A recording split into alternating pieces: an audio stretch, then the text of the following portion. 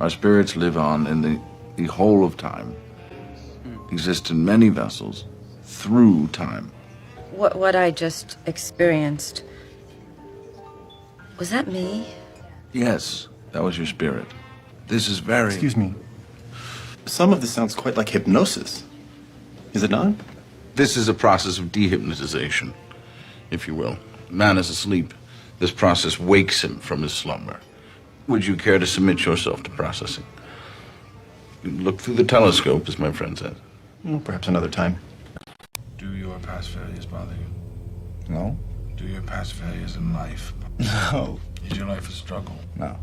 Do you like to be told what to do? No. Do you find interest in other people? Not really. Are you often consumed by envy?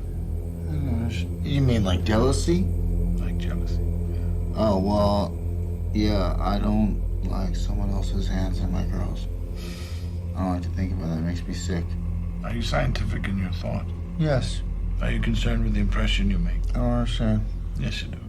Well, most people are asses, if that's what you mean. Are you usually truthful to others? No, I don't know. Sometimes. Should we sample another sip before we join them upstairs? Wait, that's it? For now. I too had had problems dealing with people, particularly before I wrote the 48 Laws of Power, problems that inspired that book. I too had made many mistakes. I had violated law number 1, never outshine the master, and I had been fired for that. Look through the telescope, as my friend said. Could you answer the next series of questions without blinking your eye?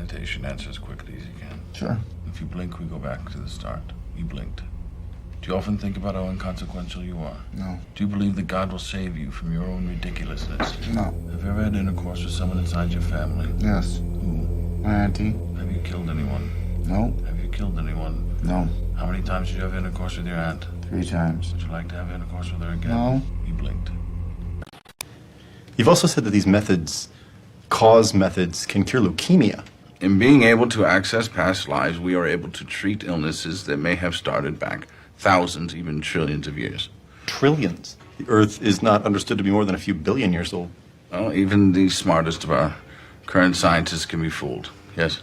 And thankfully, we are, all of us, working at breakneck speeds and in unison towards capturing the mind's fatal flaws and correcting it back to its inherent state of perfect. Well. Do you believe that God will save you? No. Have you ever had sex with a member of your family? Yes. Have you killed anyone? Yes. Who? Japs in war. Where's your father? Dead. How did he die? Drunk. You blinked. Where's your mother? Loony bin. She's psychotic. Yeah. You blinked.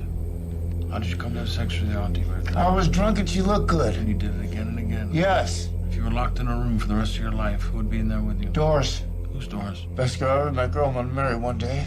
Aren't you with that lovely girl? I got no reason. I'm a fool.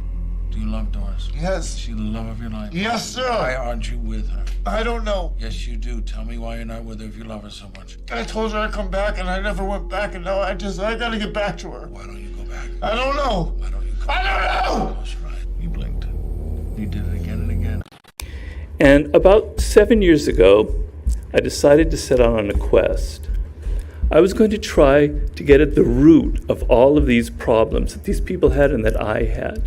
What I thought that the root of this problem was a basic ignorance or misunderstanding of human nature, of the laws that govern human behavior, much like Sir Isaac Newton was looking at the laws that govern the movement of stars. As a social animal, we spend all of our time dealing with people. You can't succeed in this world. I don't care how technically brilliant you are in your field, how well you are at coding or whatever it is. If you don't understand people, you're going to neutralize all of your powers. That time travel hypnosis therapy can bring world peace and cure cancer. I have never been to the pyramids. Have you? No. And yet we know that they are there. Because learned men have told us so. What scares you so much about traveling into the past, sir? I'm not. Are you afraid that we might discover that our past has been reshapen, perverted? Time travel does not frighten me, sir, because it's not possible. But it's not unlike traveling down a river, you see. You travel down the river, round the bend, look back, and you cannot see around the bend, can you? But that does not mean it is not there, does it? But certain clubs would like us to think that a truth I say truth. Uncovered should stay hidden. There's nothing I can do for you if your mind has been made up. If you already know the answers to your questions, then why ask? Pig fuck! And in the course of this research, I came upon three kind of discoveries that were very fundamental, that sort of grounded the book that came out of that. The first one was, I read that in neuroscience, people estimate that 95% of human behavior is unconscious. In other words, 95% of what we do never reaches the level of consciousness. We're not aware of what actually motivates our behavior. I thought this was rather startling. It's as if we possess a stranger inside of ourselves who's governing our behavior. It was amazing. Just Riley and me forever. For 33 seconds. I'm sadness. And that was just the beginning. Headquarters only got more crowded from there. That's Fear. He's really good at keeping Riley safe. Easy, huh? How back? Oh, we're good. Okay, caution. There is a dangerous smell, people. Hold on, what is that? This is disgust. She basically keeps Riley from being poisoned. It's broccoli! Riley, if you don't eat your dinner, you're not going to get any dessert. Wait, did he just say we couldn't have dessert? That's anger being fair. So that's how you want to play it, old man? No dessert? Oh, sure. We'll eat our dinner right after you eat this. Riley, here comes an airplane. Oh, airplane. We got an airplane, everybody. Is life just a giant game of chess? I assure you, the answer is yes. Do you mean something is moving us about? That's for me to know and you to find out. Emotions. When we smile or we frown, that is why some are good, some are bad. Some are sweet, some are sad. What I just experienced, was that me? Yes, that was your spirit. Exists in many vessels through time. This is the vessel you're existing in now. What truth? Like everyone else, you were born into bondage. Born into a prison that you cannot smell or taste or touch. A prison for your mind. That you are a slave, Neo. You take the blue pill, the story ends. You wake up in your bed and believe whatever you want to believe. You take the red pill, you stay in Wonderland, and I show you how deep the rabbit hole goes. Well, so taking the red pill on free will makes you much more forgiving of a lot of this stuff. No one can directly regulate the effect of every influence that they had or didn't have. You know, I mean, the universe has sort of just pushed you to this point in time. Some people find this to be a demoralizing picture. They think, well, okay, well, you're telling me I'm just a robot, but you're a robot that is open to influence of, you know, kind of internally based on its own processes. You're continually open to the influences of culture. Whatever's getting in can change you in radical ways very quickly. I mean, there's no telling how much you can change on the basis of one new idea coming your way, right? If I say something that changes your view on anything, that's not evidence of free will. So you have to punish people for things that are actually under voluntary control. You also stood by when one of your boyfriends repeatedly abused your adopted son and battered you. Penny, your son was found tied to a radiator in your filthy apartment, malnourished with multiple bruises across his body and severe trauma to his head. I never heard him cry. He's always been such a happy little boy.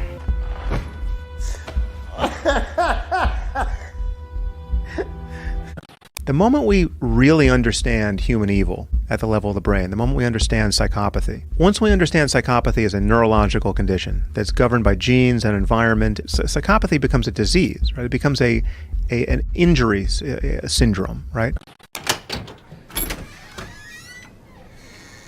Oh, hey, guys. Come on in. Well, what's with the makeup then? My mom died. Celebrating. That's why we came by. I figured you could use some cheering up. No, I feel good. Oh, okay. Well, good for you. I stopped taking my medication. I feel a lot better now. So, hey, listen, I don't know if you heard, but the cops have been coming around the shop. They're talking to all the guys about make sure our stories line up. Thank you, Brando. Thank you so much. I just want to...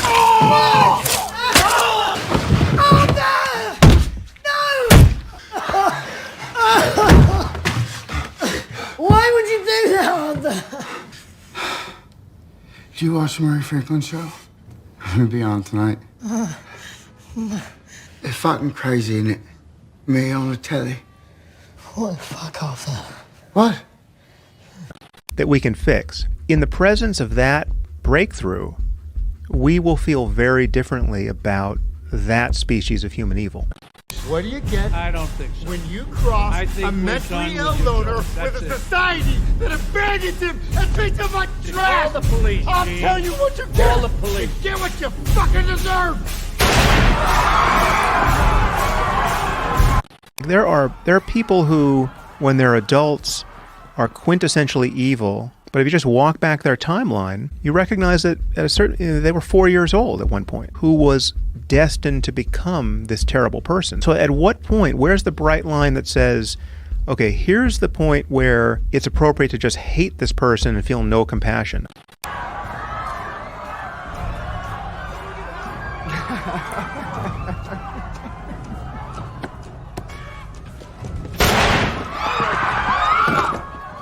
And on the other side of this line, you should just feel compassion because this person's unlucky. There is no such line. What's so funny?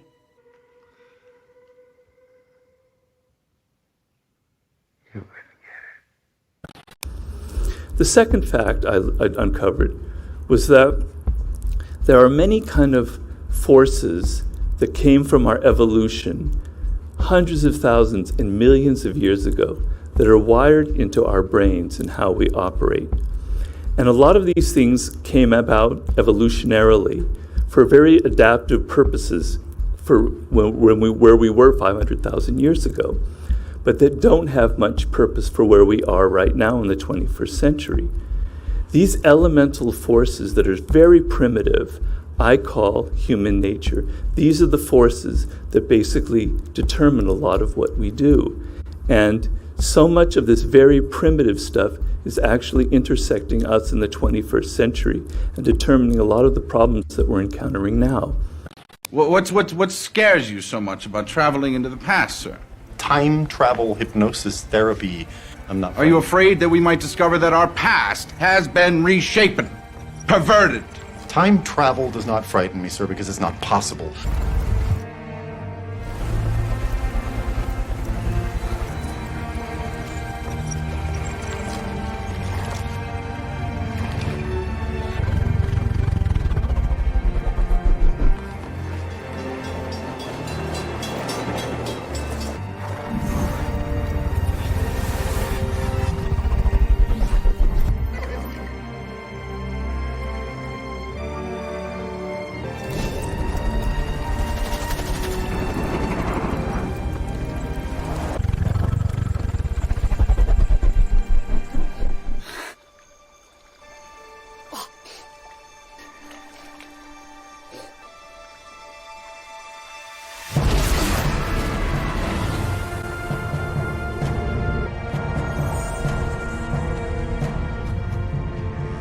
That is why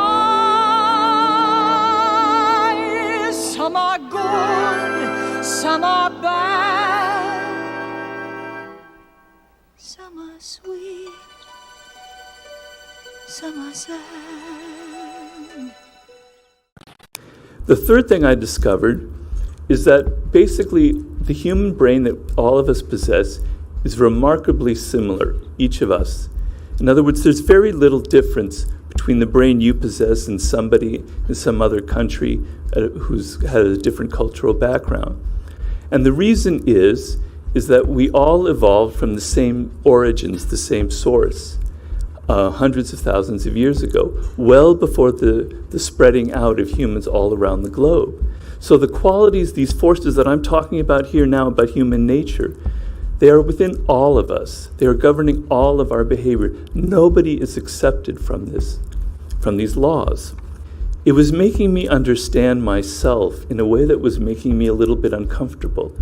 I was realizing some of the dark, irrational qualities in myself, some of the sources of my own bad habits and patterns.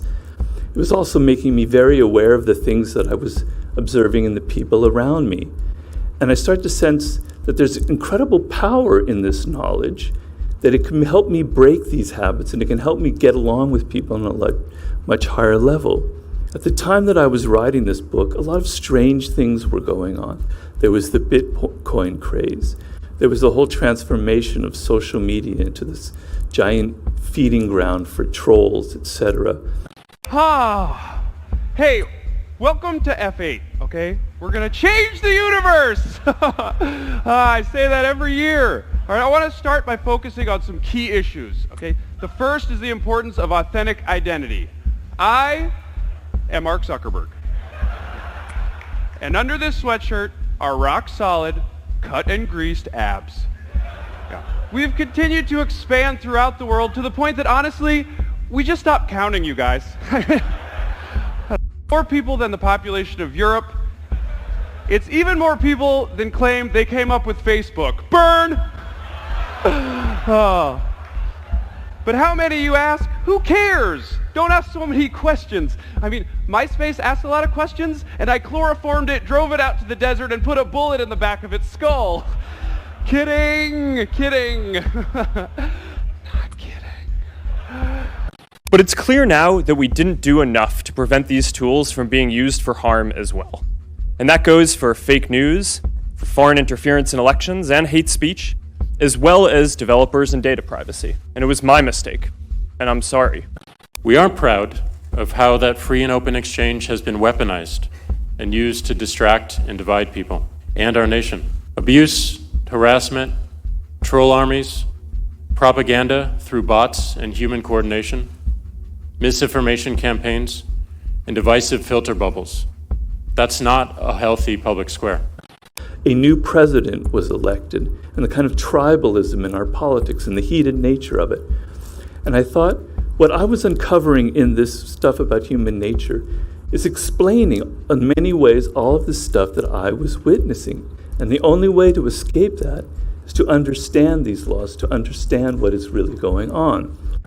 And basically, what neuroscience shows is that the human brain evolved, it's kind of like a ladder. The brain has different layers, literally going from the top to from the bottom to the top. The bottom part of the brain is the oldest part.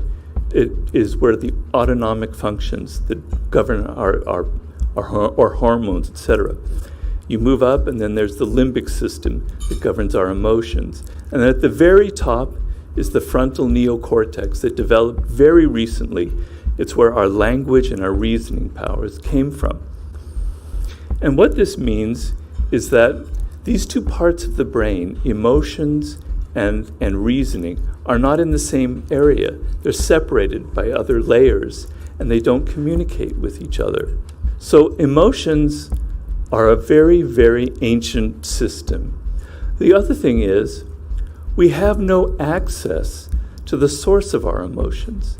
So we could be angry and depressed, but not really know consciously why we're angry or depressed. And to make all of this more complicated and worse, our brains operate by simplifying information. The station is right in here. After you. Joy, what? Well, I read about this place in the manual. We shouldn't go in there. Bing Bong says it's the quickest way to headquarters. No, but Joy, this is abstract thought. What are you talking about? I go in here all the time. It's a shortcut, you see? D-A-N-G-E-R, shortcut. I'll prove it to you.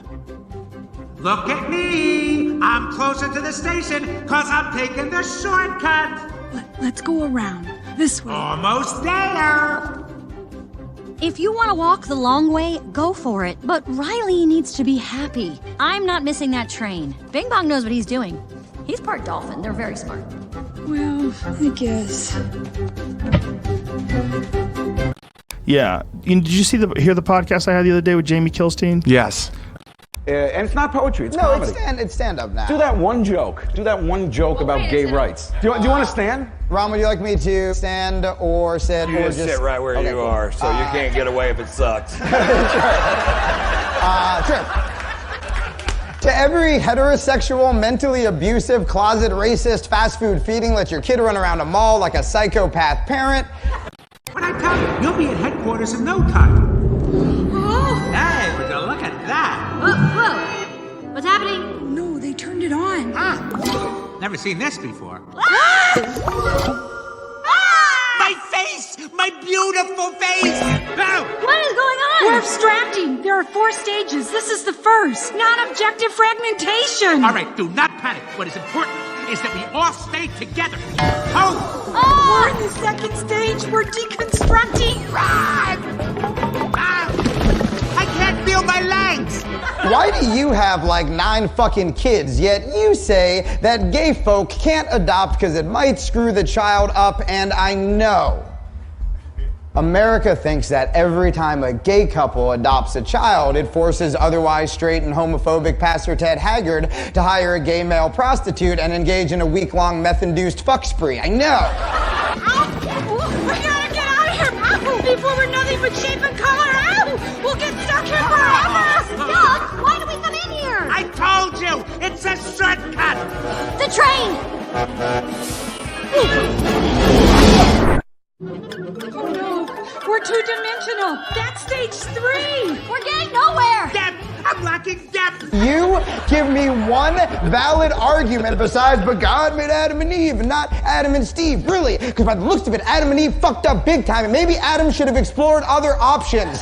So stop fucking telling us that the Bible says that being gay is unnatural, because I've read the Bible, and there is a lot of unnatural shit that happens in that book. I would say that a dude dying, then rising from the dead in a zombie-esque fashion is far less natural than me sucking a cock. We can't fit. Oh no, we're not figurative. This is the last stage. We're not gonna make it. Wait, we're 2-dimensional. Fall on your face.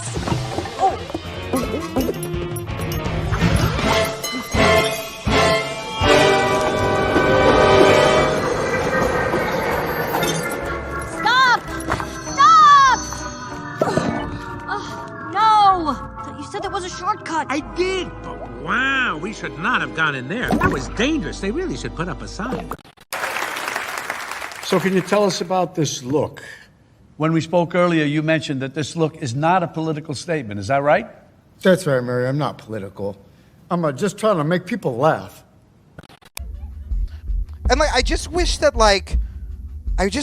straight cis people could, who cares what other people are doing with their body? They're like, I don't want a fucking trans person to watch me poop. I don't want a gay person try to fuck me. It's like, when was the last time a woman tried to fuck you? Let's focus on your life and see where this projection's coming from. Because all these guys are like, yeah, I don't want fucking, I'm fine with gay people marrying as long as they're not trying to suck my dick. It's like, did someone try to suck your dick? Did that happen? Because you're talking about it like it's a fucking epidemic. You're talking about it like straight people can't go outside with just troves of gay people walking around trying to snatch any straight schlong they can. There's the floodgates of cocksuckers have opened up, and gay people are walking around with their eyes closed, just mouths open.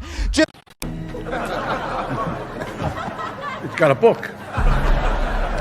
A book of jokes.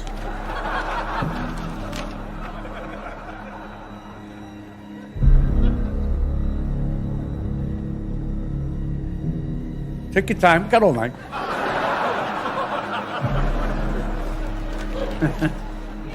The way he described like this charge that he would get after going after someone and calling someone a racist and getting other people to go after him and trying to get him fired. I've like gone back and forth with like drinking and not drinking and pot and not smoking pot, and I can tell you that the thing I was addicted to the most was Twitter. It was refreshing Twitter. It was like you literally get dopamine hits.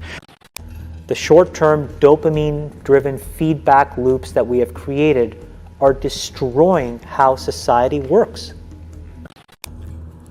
And the point of this chapter is that we like to think of ourselves as these rational, thinking, very strategic creatures, when in point of fact, we humans are deeply irrational.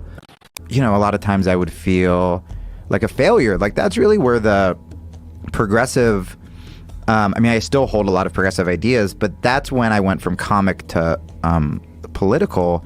It wasn't that I like, you know, when that show started, it was a bunch of just weird, sweet, nerdy comedy fans, and then everything just started getting pushed to crazyville. Like when I knew shit, I said this on Doug's podcast, when I knew shit got nuts is when I was defending a trans person, so already like a left issue, like I'm doing the right thing, right? And I called this transphobic guy an idiot, and we get an email that said, while we appreciate you using, defending trans people, the word idiot is ableist. And I wanted to be like, you're retarded. You're a retarded cunt. And they canceled her because she said in an interview, and this is not exactly what she said, but effectually, she said gender was a fact. And then the trans community got mad as shit. They started calling her a TERF. TERF is an acronym. Stands for Trans Exclusionary Radical Feminists. This is a real thing. This is a group of women that hate transgender. They don't hate transgender women, but they look at trans women the way we blacks might look at blackface. It offends them. Like, ooh, this bitch is doing an impression of me. I agree, man. Gender is a fact. You have to look at it from a woman's perspective. Caitlyn Jenner was voted Woman of the Year. Her first year as a woman. Ain't that something? Beat every bitch in Detroit. She's better than all of you. And when you do find that tribe, yes, and you do find people who are going, yeah, and the more you attack on Twitter, because not just blogs, like remember, like individuals on Twitter, like me, like when I would see like who's getting piled on today, right? Okay, cool. This writer wrote something about mansplaining. Don't need to read the article. What's the hashtag? That's the hashtag. I'm going to say the fucking meanest funny thing because I'm a comic and I'm funnier than journalists. And then famous people are going to retweet me or fave me. And then I get to feel like a fucking civil rights hero. You go anywhere in West Hollywood, there's these gigantic gay men's clubs with these huge patios. These places are packed to the fucking rafters at 2:30 in the afternoon, 7 days a week. And these guys are laughing and dancing and drinking, and they're having a fucking blast. And you know why they're having so much fun? Because there ain't no goddamn women there. It all started with the L's. And the L's are great. No one has a problem with the L's. So the L's, and then the G's came in. And the G's are cool, but they're male, so they're a little more aggressive, but they're a blast, you know. They're like, hey, we're the G's. And the L's are like, hey, G's, what are you guys up to? They're like, you know, we're facing some discrimination. Why don't we team up? You guys have the Subarus, we got like raves. And we're pretty ripped, and we're fun, we're hilarious. You know, we're a little unpredictable. We might have a coke problem, but they're doing whatever the fuck they want to do, whenever the fuck they want to do it. I got a good idea, Tommy. Let's do a big shot of tequila, you snort some cocaine off my dick, and fuck me right up the butt. Then the B's came in. Like, you know, they're like, we'll bang anybody. They're like, anybody? They're like, anybody. And the reason they can is there's not a woman there to go, well, that's morally wrong, and bathrooms aren't near clean enough to butt fuck in, and... I thought about being gay one time, and I changed my mind when it came my turn. Wait, what? What? They got what? The T's came in, right? And they're like, hey, we're the T's. And they're like, hey, what's going on with you guys? They're like, nothing matters anymore. That's you, T's. And they're like, yeah, so let's all chop our cocks off. And everyone's like, hey, whoa, man. you. Gender is a fact. This is a fact. I am not saying that to say that trans women aren't women. I am just saying that those pussies that they got, you know what I mean?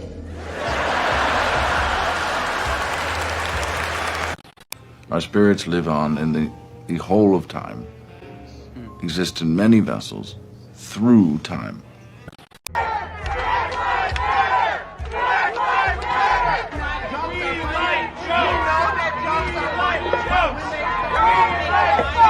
Netflix should give Dave 100 more specials and give me the right to direct a sequel to the movie Cuties. I'm gonna set it in space.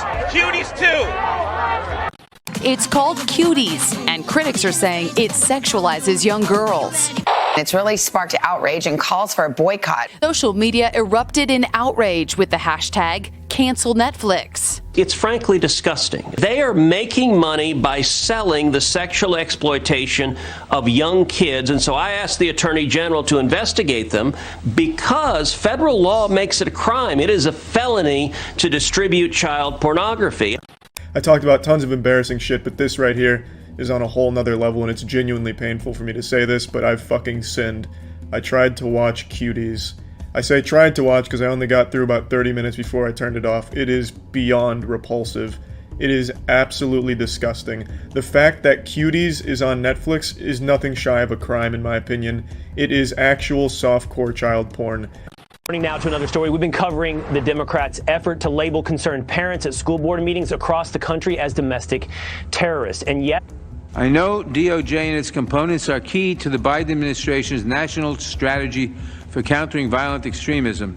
This growth in extremist ideology is echoed in an epidemic of violence and intimidation directed at our healthcare professionals, teachers, essential workers, school board members. The establishment elite trying to hold on to their power and continue to increase it. And the mainstream media is a powerful arm of that establishment elite. And it comes down to this. You're either with them, agreeing with them, supporting them, carrying the water for them, or you're not. You're either part of their team or you're not. And if you're not, and this is what we're seeing happening now, it's what I've experienced, then they will target you, censor you, demonize you, and call you a domestic terrorist and sick the Attorney General on you, seeing you as a threat to their power and therefore the enemy. When the green light is that they're talking about like making this kid a eunuch. Well, yeah, they won't go through puberty, and so then it's what like, are they saying though? What are they saying they were going to do? It's called hormone blockers, and I kept asking him directly. I'm like, say yes or no. Are you going to give him hormone blockers? What I give a shit is if you step in and you in any way interfere with the physical, sexual, biological development of a child because you think it's the right thing to do progressively, that you think it's the right thing to do, the right way to approach a fucking 3-year-old. Like, you are the problem. Now it's like, oh, you don't believe in making a 3-year-old a eunuch? You're full of hate. Yeah. And how did your agent drop you for saying a 3-year-old shouldn't be given chemicals that kill his dick and balls? Because I was rocking the boat, man. Dude, it's... And I'll die on the hill, man. I even asked my brother, my buddy. That's a hill to die on. About that you, as a guy who I've known for a long time, has been a successful professional comedian, are really always that close to being pushed aside and not given work anymore over something that's totally logical. Comedy is subjective, Murray. Isn't that what they say? All of you, the system that knows so much, you decide what's right or wrong the same way that you decide what's funny or not. And they received in themselves the due penalty for their perversion. Jesus died for sexual sins of all kinds, homo or hetero. Put that on Netflix. I'm here because the transgender cult kidnapped 2 of my children and transformed their bodies in ways they can't change, and I'm damn angry about it. And children are being put on a one-way path to permanent body destruction. Through the transgender ideology, they're being told when they're 3-4 years old that they're really a boy in a girl body and a girl in a boy body. Then they're socially transitioned. After that comes puberty blockers, and then comes wrong sex hormones and lifelong sterility and sexual dysfunction. dysfunction. You know, a 4-year-old can't decide that they're not going to have an orgasm because they don't know. They don't know any better. And after that, it's surgery. And if we just left them alone and gave them some therapy and helped them work through their problems in a loving way, an awful lot of them would come to be happy in their bodies. And I would say that'd be a whole hell of a lot better outcome. What Dave says, I mean, if you watch the whole thing, he makes a lot of poignant, nice points. And you have like human moments in it. But it's just surrounded in just so much hate that Netflix, it'd be great if they either took it down or put some sort of warning in front of it. Now it's like, oh, you don't believe in making a 3-year-old a eunuch? You're full of hate. Yeah. And to have something like Dave Chappelle's special not be noted that it's promoting discrimination and hate conversation is very hurtful to the activism and the cause that we're trying to progress ourselves in the industry.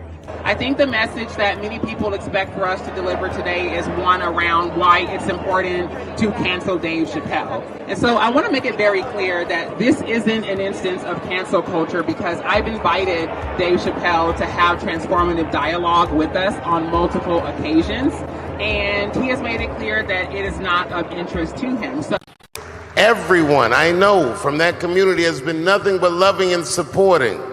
So I don't know what all this nonsense is about. In summer 2020, when the whole world shut down, I was outside doing shows.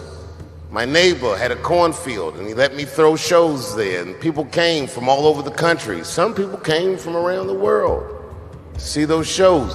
The best comedians on earth came to my home and broke bread with me. I made a whole documentary about it.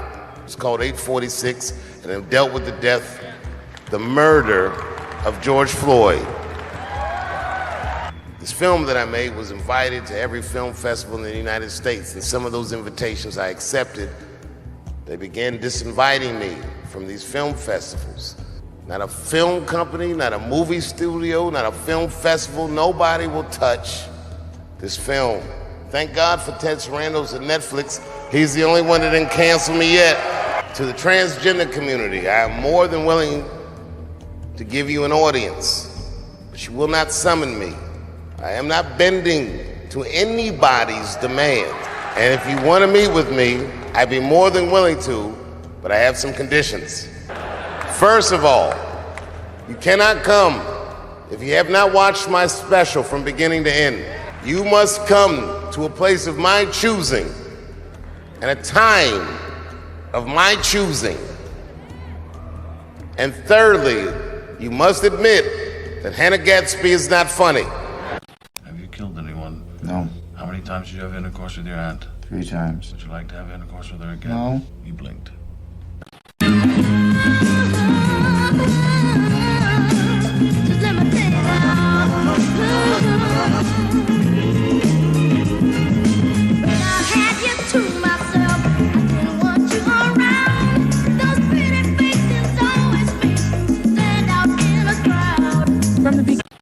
Well, as you know from reading the book, there was a lot of abuse in the family.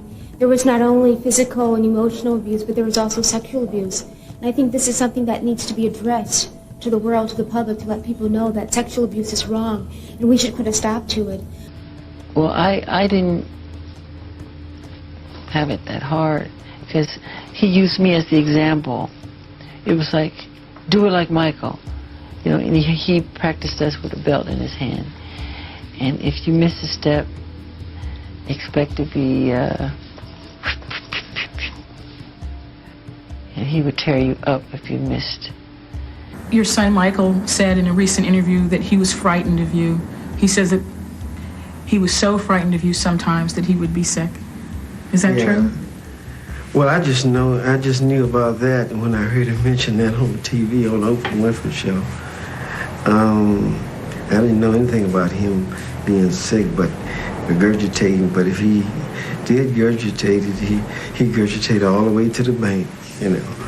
Mr. Jackson, in the latter portion of 1993, there were some allegations leveled at you concerning improper conduct with some young boys. I assume you're familiar with the fact that those allegations were raised. Is that right? Yes. I always felt that his brain was being pulled in two different directions. One being very influenced by young, angelic people or images or impressions or children. He just was drawn towards that. And the fact that there was an evil side, that truly and it's like again, it's even a handsome evil. It's not a dark way. It's a theatrical evil. And I think he wore that mask very, very well, because he fooled people by trying to be very childlike. And that's why I put the flowers in there. They're kind of kitschy and like, oh, a man like this could never be like that. When in fact, deep down inside, you strip off the clothes, he sees himself as a very aggressive human being. Even though he comes off as this passive individual, Michael Jackson was a dynamo, and he was one big ball of contradictions and confusions. Talent, without a doubt, but it came at a terrible price too. So the brain operates by simplifying the material that we receive and tells us a story. So that, for instance, when you're feeling angry, your brain tells you you're angry because of this person or that. You're depressed because of this event or that, but it's not necessarily the truth. In economics, writers like Daniel Kahneman, I don't know if you're familiar with him, they talk about the affective heuristic, affective meaning emotional. And what that means is what determines people's decisions in economics to buy something or invest in something is not rational, but is actually based on emotions. This is a recent discovery in economics. Yes, he'd like to change that appointment. But you can't go in there, he's in a meeting. Alex has come up with a really ingenious way for us to... I don't know, we had a meeting scheduled today, sport. I didn't either. I think we should talk, Gordon. Last night I was reading Rudy the story of Winnie the Pooh and the Honey Pot. You know what happened? He stuck his nose in the pot once too often, and he got stuck. Maybe you ought to read him Pinocchio, Gordon. I thought that you were going to turn Blue Star around, not upside down. Why do you need to wreck this company? Because it's wreckable, all right? I took another look at it and I changed my mind.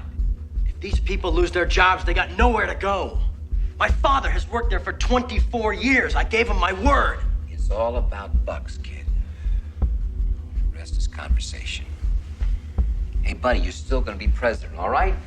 Started out with GameStop with these intelligent vipers from Reddit. Decided they were going to figure out Wall Street speculation, and these people that have been these hedge fund guys, they've been manipulating the stock market in a very similar way forever. Yeah. So let's say I were short. What I would do is I would hit a lot of guys with Vrim. Now you can't foment. That's a violation of ferment. Yeah. You can't foment. You can't create yourself an impression that a stock's down. But you do it anyway because the SEC doesn't understand it. So that's the only sense that I would say this is illegal. But a hedge fund that's not up a lot really has to do a lot now to save itself. So this is different from what I was talking about at the beginning. I am not a destroyer of companies. I am a liberator of them. The point is, ladies and gentlemen, that greed, for lack of a better word, is good. Greed is right. Greed works. Greed clarifies, cuts through, and captures the essence of the evolutionary spirit. Greed in all of its forms. Greed for life, for money, for love, knowledge, has marked the upward surge of mankind, and greed, you mark my words, will not only save Teldar paper, but that other malfunctioning corporation called the USA. Thank you very much.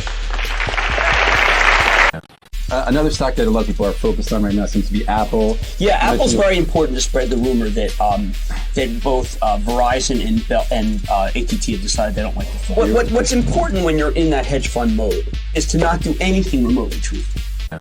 What can I bring for you on this glorious afternoon? Well, Hector, here's the game plan. You're gonna bring us 2 absolute martinis. You know how I like them, straight up. And then precisely 7 1/2 minutes after that, you're gonna bring us 2 more. Then 2 more after that every 5 minutes until one of us passes the fuck out.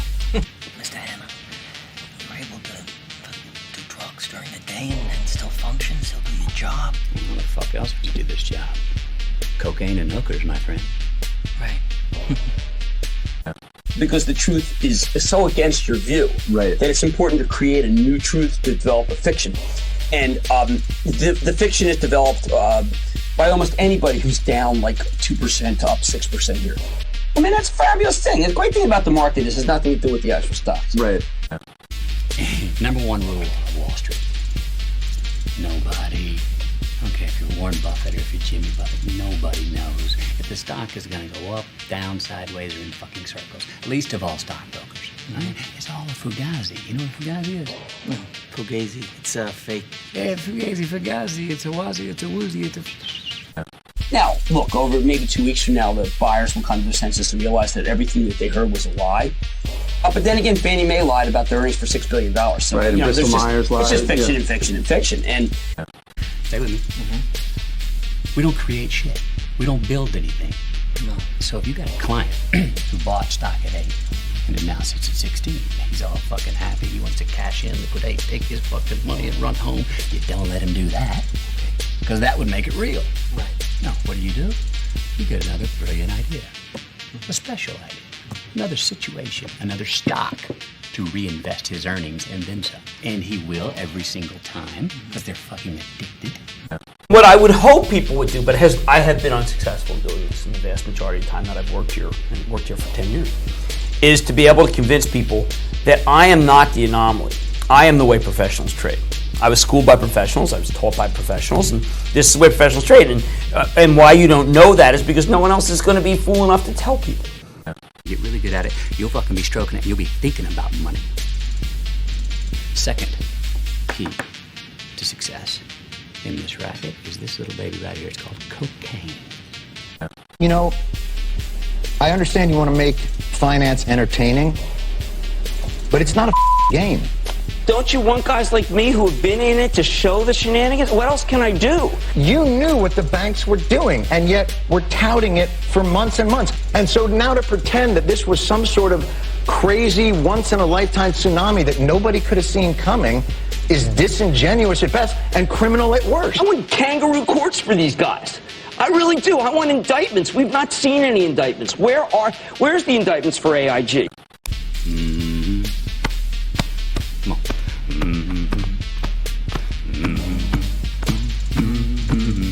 With a common denominator. And most of us are not aware of it. We think when we buy a product, we've done our research, we know what we're doing, we bought it for this, that, or the other reason. And because we're not aware of how emotions are governing our purchases, our economic behavior, this gives marketing people incredible room to manipulate us. So they've done all the research on human nature, and they know that putting a little ping sound in your smartphone at a certain frequency has a very hypnotic effect. And so you're drawn to constantly check your smartphones. You think it's because of your own desire, but it's actually you're in some ways being hypnotized. They know that the color red will grab your attention in a way that no other color will. So they put things that they know how to manipulate your attention by using colors.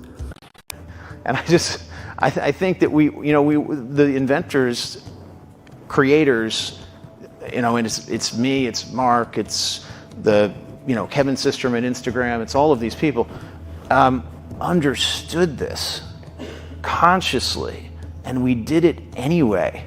Consumer internet businesses are about exploiting psychology. And that is one where you want to fail fast because people are unpredictable, and so we want to psychologically figure out how to manipulate you as fast as possible and then give you back that dopamine hit. We did that brilliantly at Facebook. Instagram has done it, WhatsApp has done it, Snapchat has done it, Twitter has done it. So there are great examples. WeChat is doing it. There are great examples of failing fast is the right path to exploiting psychology of mass populations of people. Hey, here in my backyard, people always asking me for a tour, so I thought I'd show a little bit of my house, but more importantly, I'm going to share with you how I went from sleeping in a mobile home, you know, with $47 in my bank account, to a place like this in Beverly Hills, Hollywood Hills, and it's a cool house. It's 56 doors, 18 bath, I think 16 bedrooms. Depends how you count them. Some of them I use as a library. Okay, I think I might understand that you did this to start a movement, to become a symbol. Come on, Murray. Do I look like the kind of clown that could start a movement?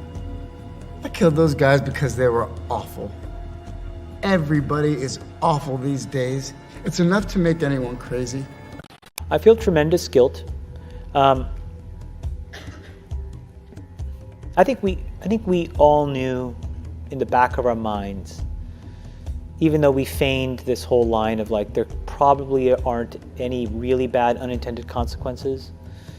I think in the back, deep recesses of our minds, we kind of knew something bad could happen. There's the exposure factor that they discuss. So they know through lots of research that if someone is exposed to something first, they're much more likely to buy it. The same thing goes with presidents that we elect or candidates. If we're exposed to them, if we know them, just by the name, just by the recognition, we're prone to vote for them. Back in the day when people still used to buy things in shops and stores, these people knew that if a shop assistant lightly touched you on the arm in a very non-threatening way, the chances of you buying the product went up like 50, 60%. And so they would teach their employees to do this, on and on and on. So the lesson here is that we're not aware of all of these things that are going on, of how much our emotions are actually governing and determining so much of our behavior.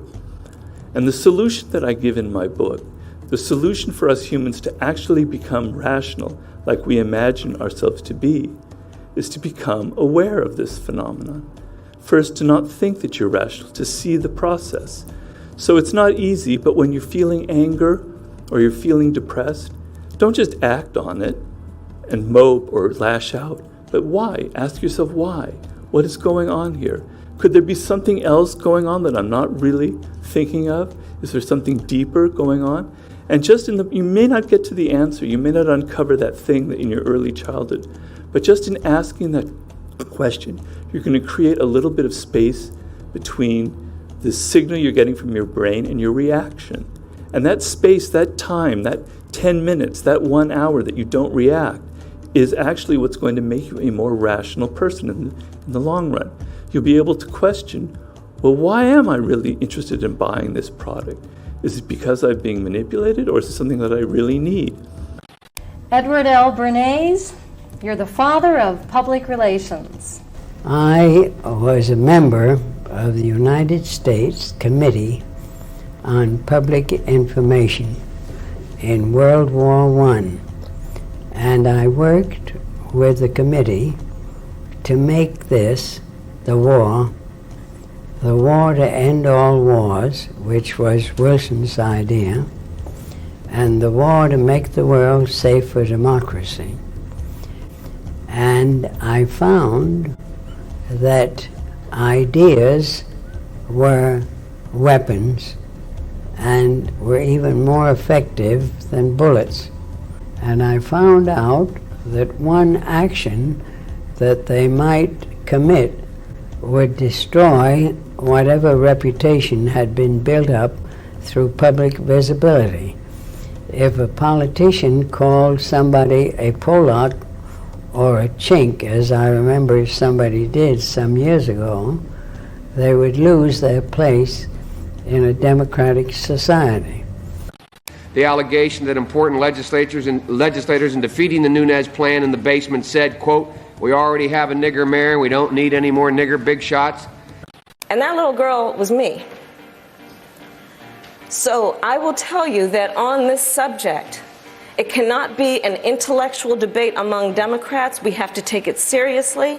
We have to act swiftly. It's a mischaracterization of my position across the board. I did not praise racist. That is not true. There are too many examples to cite, but She put over 1,500 people in jail for marijuana violations and then laughed about it when she was asked if she ever smoked marijuana. Reasons why we need to legalize. Have you ever smoked? I have. Okay. She put over 1,500 people in jail for marijuana violations and then laughed about it when she was asked if she ever smoked marijuana. It was amazing to watch. Like, I've never met anybody like you that's run for president. Like, I knew you when people didn't know you that well, and then all of a sudden people know you way more, and now you're kind of a household name. So to watch this process and to watch all the machinery sort of move in your direction and pew, pew, pew, it's very interesting. Yeah. I moved on her, actually. You know, she was down in Palm Beach. I moved on her, and I failed. I'll admit it. Whoa. I did try and if she was married, I gotta use some Tic Tacs just in case I start kissing her. You know, I'm automatically attracted to beautiful. I just start kissing them. It's like a magnet. I don't even wait. And when you're a star, they let you do it. That was locker room talk. I'm not proud of it. I am a person who has great respect for people, for my family, for the people of this country, and certainly I'm not proud of it. If you look at Bill Clinton, far worse, minor words, and his was action. His was what he's done to women. There's never been anybody in the history of politics in this nation that's been so abusive to women. I did not have sexual relations with that woman, Miss Lewinsky. Hillary Clinton attacked those same women and attacked them viciously. 4 of them here tonight. The great story here for anybody willing to find it and write about it and explain it is this vast right-wing conspiracy that has been conspiring against my husband since the day he announced for president. In private conversations later, notes taken by a longtime friend say Hillary Clinton dismissed Lewinsky as a narcissistic Looney Tune. But he never apologizes for anything to anyone. And he needs to take responsibility for his actions and his words. He made a statement about the military. He said I said something about the military. He and his friends made it up, and then they went with it. I never said it. Okay. That is what he did. Sir, Is he you're done in this segment. He called the military Mr. Vice President, stupid bastards. I He did said not it on say tape. that. He said Mr. stupid bastards. Please, He sir, said it. stop. I would never I say would that. play Stop. it. Play it. And 2, I appointed Johnson to the academy. I just want you to know that. Clap for that, you stupid bastard. It's a long way until November. We got more questions. You got more questions, but I tell you, if you have a problem figuring out whether you're for me or Trump, then you ain't black. And since everything in our society depends on the consent of other people than ourselves, or to make people more honest or more virtuous, depends on public consent. So what we need is a smoking role model, a real winner. Indiana Jones meets Jerry Maguire. Right, on 2 packs a day. Only he can't live in contemporary society. Why not? The health issue is way too prevalent. People would constantly be asking the character why he's smoking. And that should go unsaid. How do you feel about the future? The future? A world where smokers and non-smokers live together in perfect harmony. Sony has a futuristic sci-fi movie they're looking to make. All takes place in a space station. They're actively looking for some co-financing. So cigarettes in space. It's the final frontier, Nick. But wouldn't they blow up in an all-oxygen environment? Probably. Okay. Here's one. Knock, knock. This is the part where the white people start to applaud. Oh. And nod. Oh. Thank you, Jimmy. This was supposed to be the blackest Emmys ever. Y'all wouldn't have been able to handle how black it was gonna be. But because of COVID, we can't even get in the damn building. Quoting our great poets like Cardi B. Say it with me, Jimmy. Black lives matter. Louder, Jimmy. Black lives matter. Louder, Jimmy. Say it so that Mike Pence can hear it. Black lives matter. And so we worked out the engineering of consent, which applies to any social goal, but people who don't have social goals, unfortunately, can also employ it. Okay, let's say that you're defending chocolate and I'm defending vanilla. Now, if I were to say to you, vanilla is the best flavor ice cream, you'd say? No, chocolate is. Exactly. But you can't win that argument. So you think chocolate is the end-all and be-all of ice cream, do you? It's the best ice cream. I wouldn't order any other. Oh, so it's all chocolate for you, is it? Yes, chocolate is all I need. Well, I need more than chocolate. And for that matter, I need more than vanilla. I believe that we need freedom and choice when it comes to our ice cream, and that, Joy Naylor, that is the definition of liberty. But that's not what we're talking about. Ah, but that's what I'm talking about. But you still didn't convince me. It's that I'm not after you. I'm after them. I talk a lot in my consulting with people who have to make important decisions. I can bet you that 95% of your decision, the strategy you're coming up with, is infected with emotions. I call it the rosy scenario. You're always imagining the best case that will emerge from this, but you're not seeing all the potential pitfalls. Going through this process is what will, in the end, finally make you rational. But there is a power that we evolved from in our deep past that's actually extremely well adapted to where we are now and will be very valuable for us. And that quality is empathy. And empathy is basically the ability, the incredible human ability, to get inside the perspective and the points of view of other people, to literally see inside how other people are seeing the world. And this is a quality, a power, that our ancient ancestors, well before the invention of language, invented as a way to increase their ability to understand them and to the people in the group or the tribe, and to work more closely together. That I imagine these early ancestors were nearly telepathic in their ability to sense what other people were feeling and thinking. I call this visceral empathy.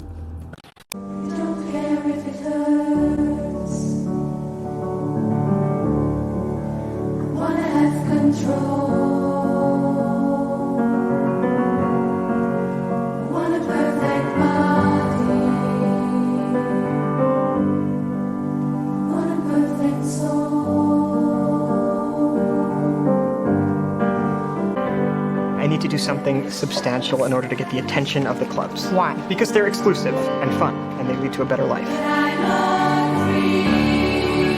People want to go on the internet and check out their friends, so why not build a website that offers that friends, pictures, profiles? I'm talking about taking the entire social experience of college and putting it online. The site got 2,200 hits within 2 hours. 22,000. If you guys were the inventors of Facebook, you'd invented Facebook. Is there anything that you need to tell me? Your actions could have permanently destroyed everything I've been working on. We have been working on. Did you like being a joke? Do you want to go back to that? Mark! As for the charges, I believe I deserve some recognition from this board. I'm sorry? Yes. I don't understand. Which part? Consumer internet businesses are about exploiting psychology. And that is one where you want to fail fast because people are unpredictable, and so we want to psychologically figure out how to manipulate you as fast as possible and then give you back that dopamine hit. We did that brilliantly at Facebook. Instagram has done it. WhatsApp has done it. Snapchat has done it. Twitter has done it. So there are great examples. WeChat is doing it. There are great examples of failing fast is the right path to exploiting psychology of mass populations of people. Would you care to submit yourself to processing?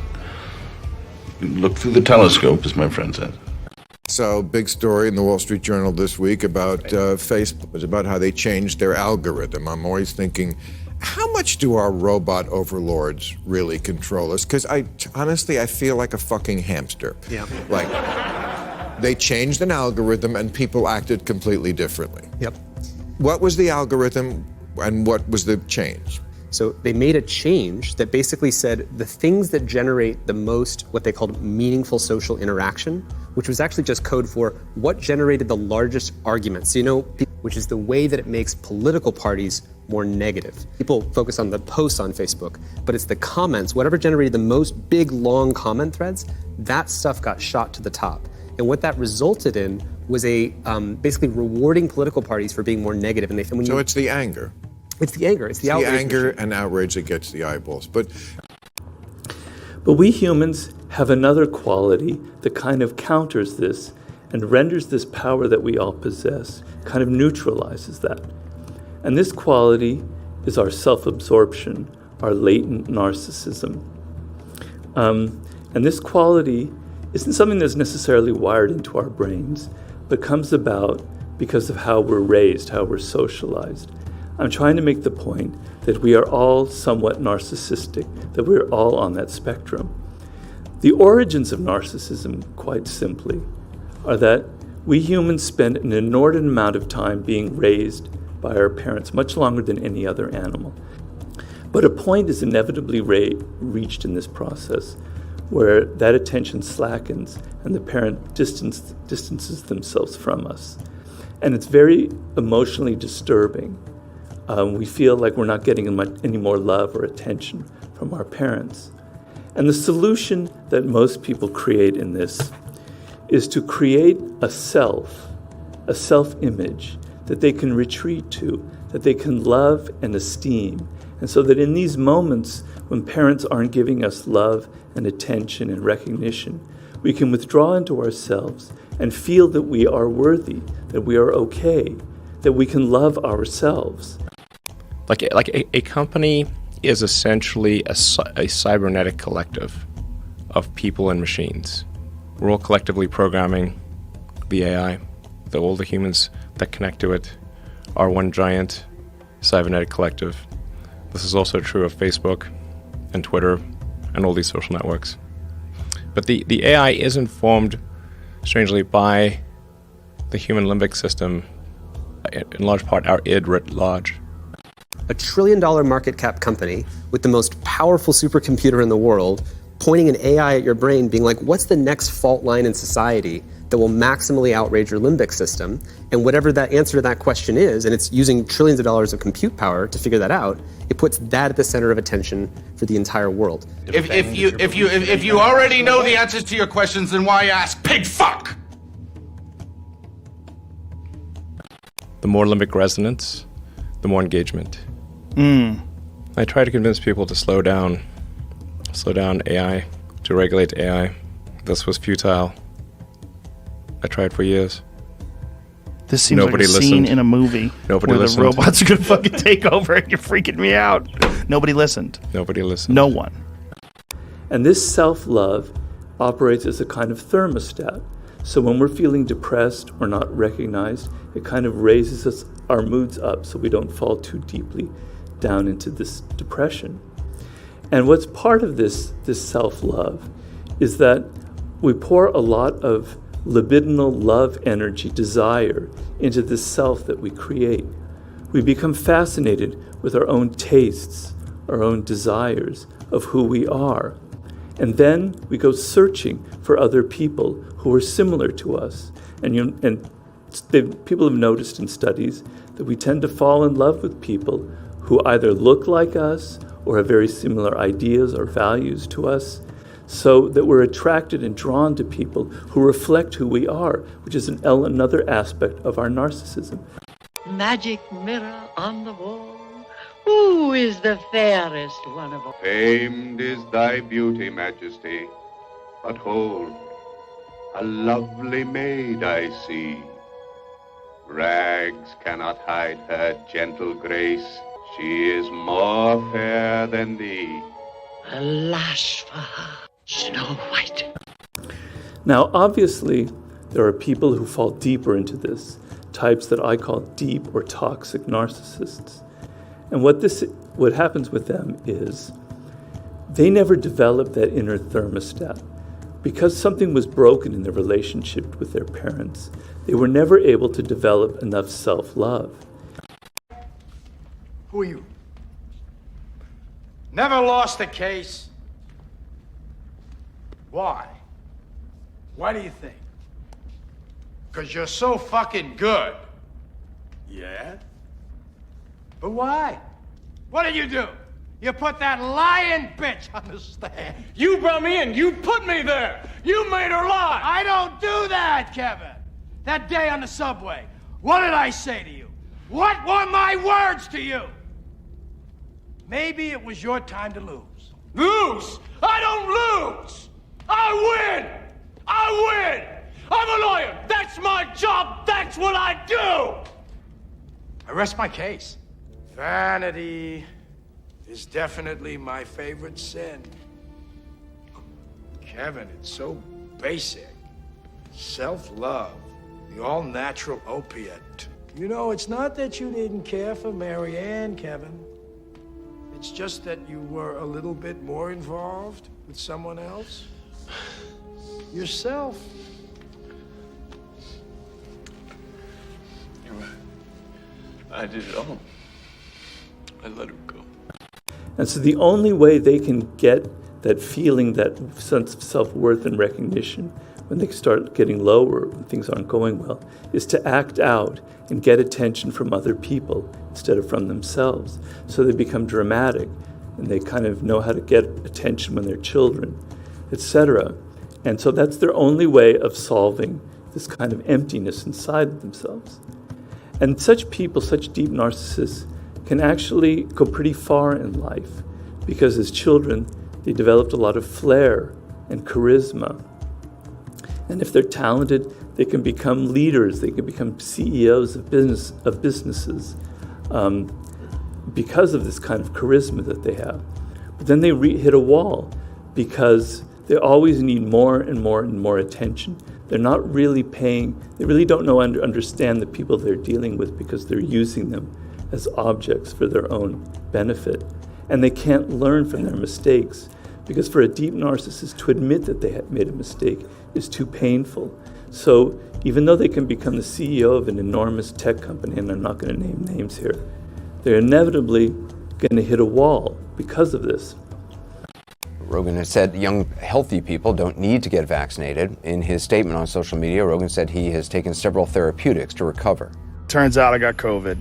So we immediately threw the kitchen sink at it. All kinds of meds, monoclonal antibodies, ivermectin, Z-Pak, prednisone, everything. One of those drugs he mentioned, ivermectin, is something more often used to deworm horses. They're lying at your network about people taking human drugs versus drugs from veterinary. Calling it a horse dewormer is not a flattering thing. I get that. It's a lie. It's a lie on a news network. It's not a mistake. Yeah. You can see now, there's an agenda to present certain pieces of information one way and certain pieces of information another way. First of all, it was prescribed to me by a doctor. Yeah. Along they with shouldn't have said it was a bunch of other medications. If you got a human pill, because there were people that were taking it, the veterinary medication, and you're not, obviously. You got it from a doctor, so that it shouldn't be called that. But again, that's highlighting a particular aspect of the story. Hillbillies in dungarees with backwards baseball caps on, guzzling down horse dewormer. But my point is, you're working for a news organization. If they're lying about a comedian taking horse medication, what are they telling us about Russia? What are they telling us about Syria? Do you understand that that's why people get concerned about the veracity of the news? So, there you go. Joe Rogan spells out the nature of the problem. Hunter Biden joined his father, Air Force Two, takes a trip to Asia. They stop in China.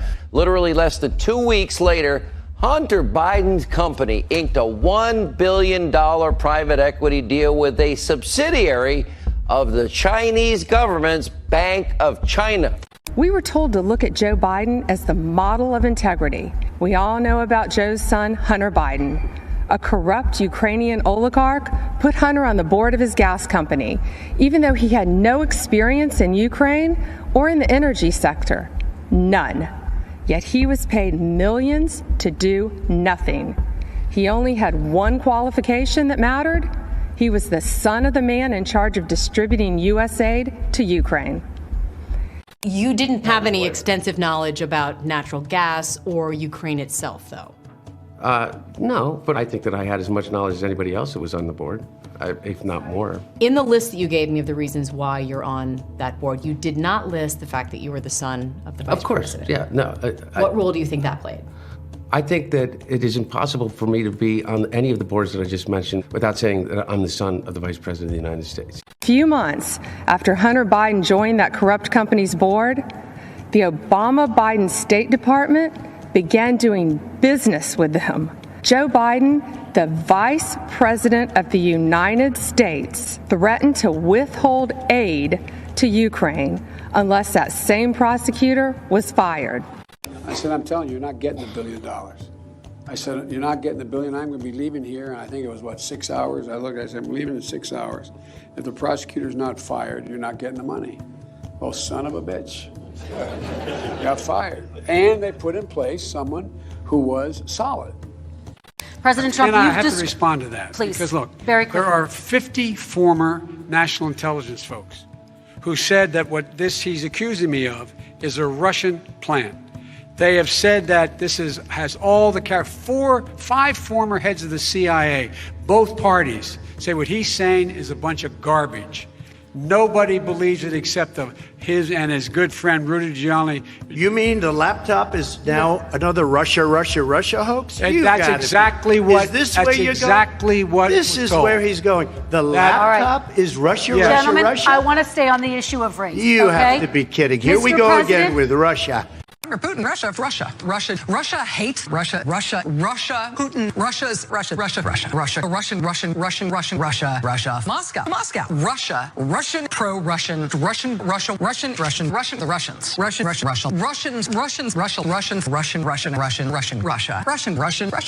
Moscow. What people think, and this is extremely dangerous to our democracy. This is extremely dangerous to our democracy. The congressional committee called the Church Committee, named after Senator Frank Church of Idaho, revealed that, quote, the CIA currently maintains a network of several hundred individuals around the world who provide intelligence for the CIA and at times attempt to influence opinion through the use of covert propaganda.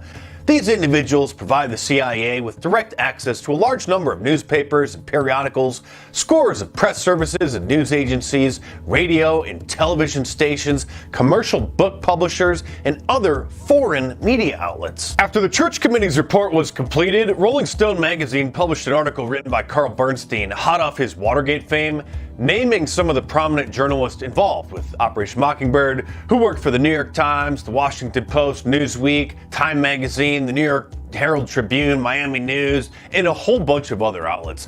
Shortly after these revelations, the former president of CBS, Sid Mickelson, was asked if the CIA still worked with reporters, and here's his answer. Would you say that continues today? Well, I would think probably for a reporter it would continue today, but because of all of the revelations of the period of the 1970s, it seems to me that a reporter's got to be much more circumspect in doing it now, or he runs the risk of at least being looked at with considerable disfavor by the public. I think you've got to be much more careful about it. So the point I'm trying to make is that we are all on that spectrum. We all have that potential. And in moments when we feel depressed, or circumstances aren't going our way, we notice that we can become more and more self-absorbed and that we have this potential to fall even deeper into ourselves. So I want us to get over this notion that the narcissist is always the other person and not me. We are all on the spectrum. The solution here is simple. First, we have to admit that we are narcissists. The person that says, oh my God, I'm not a narcissist. No, not me. That's exactly a sign of narcissism right there. They are the exception. No, not me. Look at me. I'm not a narcissist. The second thing you have to realize is that you're basically a functional narcissist. And that energy that goes into yourself can literally be turned outward and can be transformed into empathy. We turned all of that libidinal desire into ourselves. We became fascinated with ourselves, our thoughts, our ideas.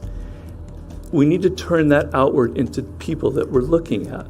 So when you're in a conversation with a friend or whatever, chances are you're not really listening to them. You're not paying attention. You're on your phone or you're somewhere else because you're more interested in your own ideas and your own problems. That's where your energy and fascination goes. But you must realize that the people you're dealing with are weirder and more interesting than you could ever imagine.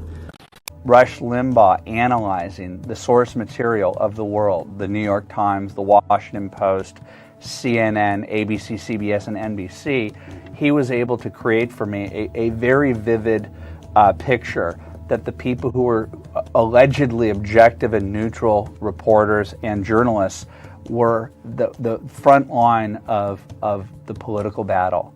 And they used their objectivity as their greatest weapon because they were telling young impressionable people like me and who believed in Walter Cronkite, wait a second, you're telling me that Perhaps ideology played a role in how they interpreted stories or how they chose one story over the other. And so then the Matrix or the Democrat media complex became everything to me. I want to be clear in how I characterize this. This is mostly a protest. It is not, generally speaking, unruly. What you're seeing behind me is one of multiple locations that have been burning in Kenosha, Wisconsin. I argue to you tonight, all punches are not equal morally.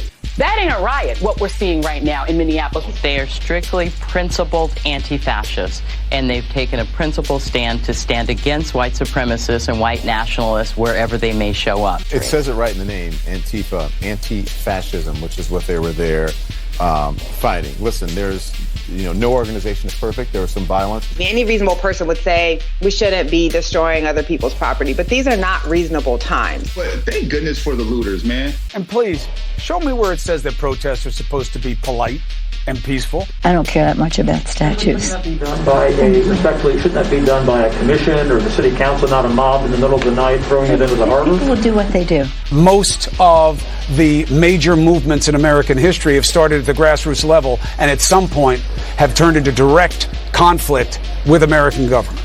So remember your history before you judge your present. Do not get it twisted and think that, oh, this is something that has never happened before, and then this is so terrible, and where are we, and these savages and all of that. This is how this country was started. People get mad, and people get sick of it. People are risking COVID to explain to this country that we're fed up. Thuggishness is thuggishness wherever it comes from politically, and we should be the first to call it out.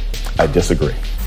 When it comes to the unity of America, those days seem distant from our own. Malign force seems at work in our common life that turns every disagreement into an argument, and every argument into a clash of cultures.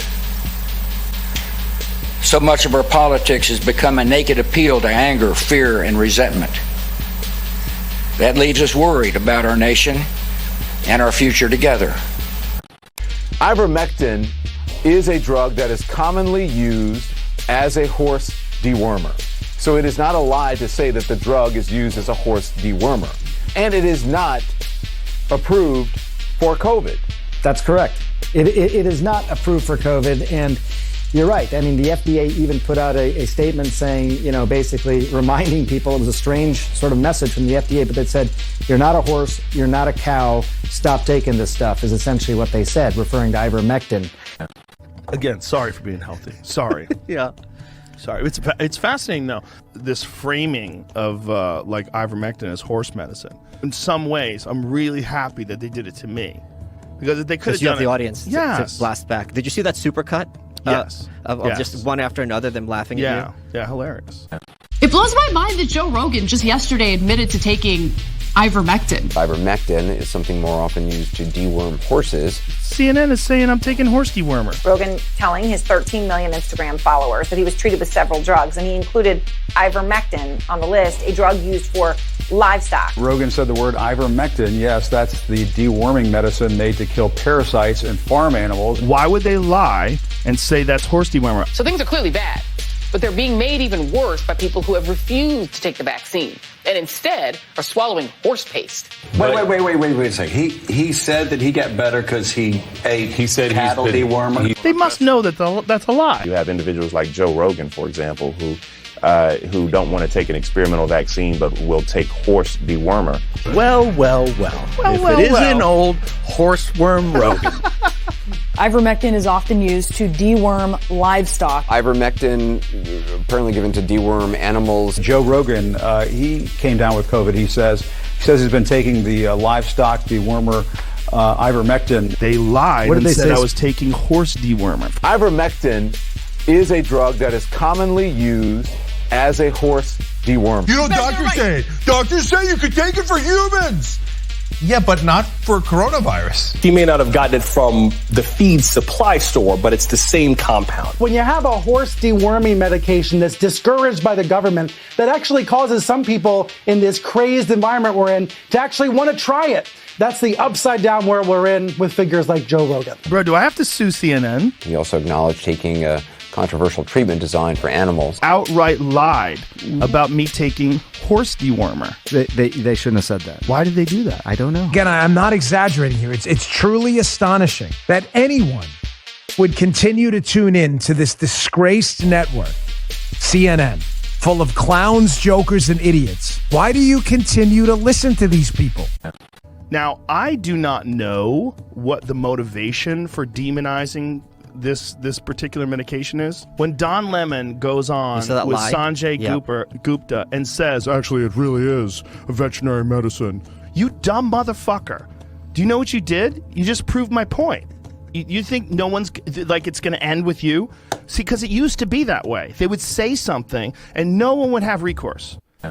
And we have to stop saying, oh, well, you know, you have to listen to people and, no, you don't. These people are being harmful to the greater good. You don't have to listen to a minority of people who are being harmful to the greater good and who are not acting on logic, reason, and science. Yes, science! Don't forget to smash that subscribe button. You're right. There are tens of millions of Americans who aren't on the hard left or the hard right who feel the world has gone mad. So in what ways has the world gone mad? Well, you know, when you have the chief reporter on the beat of COVID for the New York Times talking about how questioning or pursuing the question of the lab leak is racist, the world has gone mad. When you're not able to say out loud and in public that there are differences between men and women, the world has gone mad. When we're not allowed to acknowledge that rioting is rioting and it is bad, and that silence is not violence, but violence is violence, the world has gone mad. When we're not able to say that Hunter Biden's laptop is a story worth pursuing, the world has gone mad. When, in the name of progress, young school children, as young as kindergarten, are being separated in public schools because of their race, and that is called progress rather than segregation, the world has gone mad. Now they have a source of fear that is the most pervasive and all-encompassing power that they've ever had, which is the fear of pandemics. I mean, there's so much self-pity, Arthur. You sound like you're making excuses for killing those young men. Not everybody, and I'll tell you this, not everyone is awful. You're awful. Me? I'm awful? Oh yeah, how am I awful? Playing my video. Inviting me on the show. You just wanted to make fun of me. You're just like the rest of them. You don't know the first thing about me, pal. Look what happened because of what you did, what it led to. There were riots out there. 2 policemen are in critical condition. You're laughing. You're laughing. Someone was killed today because of what you did. I know. How about another joke, Murray? No. Holy fucking shit, you guys! I'm driving your car, but I just got a notification that Ruth Bader Ginsburg died! Fuck! Could this year get any fucking worse? To Washington campus, she's going nuts with the Trump sign. With the Trump sign. She doesn't like the Trump sign. Oh no, you're wrong. It sounds really, I thought something was wrong. Yeah, I'm colder, but no one else. Another law of human nature is that we humans have what I call a self-opinion, an opinion about ourselves. Be careful. I think I want to come home. There are some non-negotiable conditions. Like what? You can't have your horse in here. Why not? Are you kidding me? The smell and shit all over the place? I'll clean up after her. You always say that.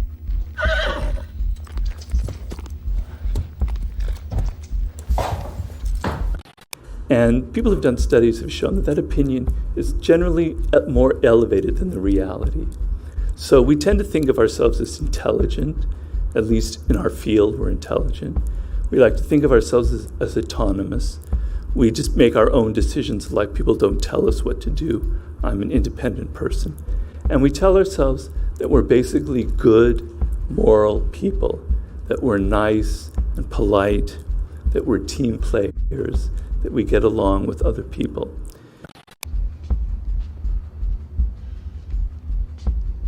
What the fuck? I know you said you wanted it burnt, T. But the picture moved me. But I told the guys the chance to hang a picture of you on my wall. I rescued it from the flames. What's with the hat and shit? Huh? Don't give me, huh? You know what it does to me? To be reminded of that fucking horse? I'm sorry, T. But you never come here no more. I didn't figure it'd be a problem. I never come here no more because they're watching all our houses. It's no good for us to visit. I know. What are you and your horse? You get a big laugh out of that? That's no joke, T. What the fuck is it? That's no joke. That cost me a lot of money to get the retouching done. What the fuck you do it for? Don't bullshit me, Paulie.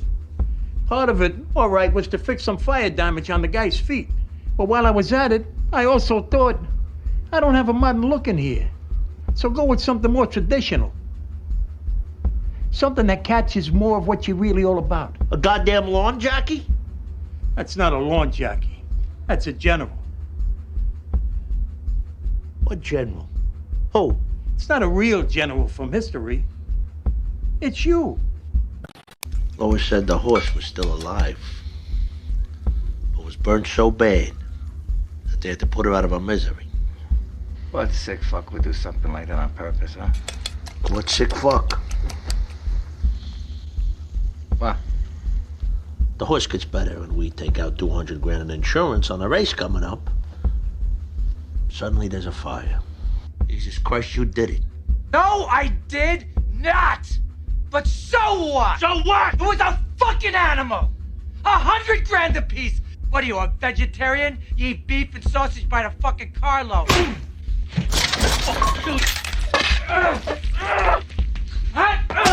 You fat fuck!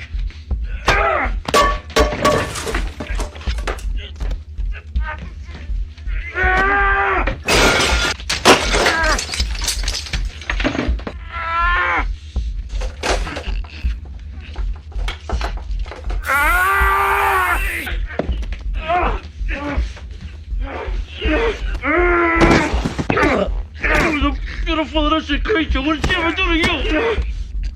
You killed her, you fucking killed her.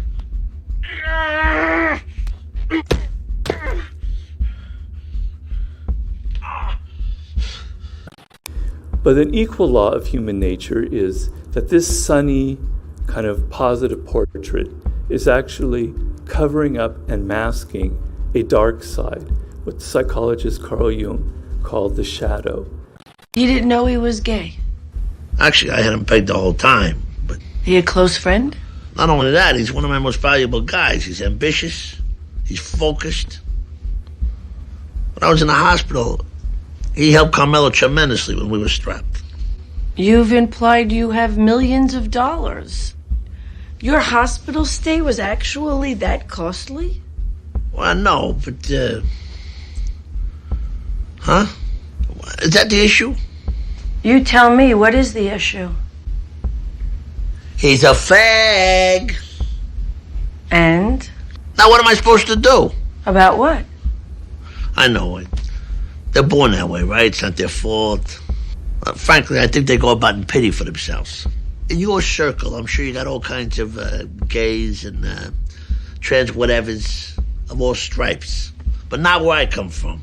How do you feel about homosexuality? I find it disgusting.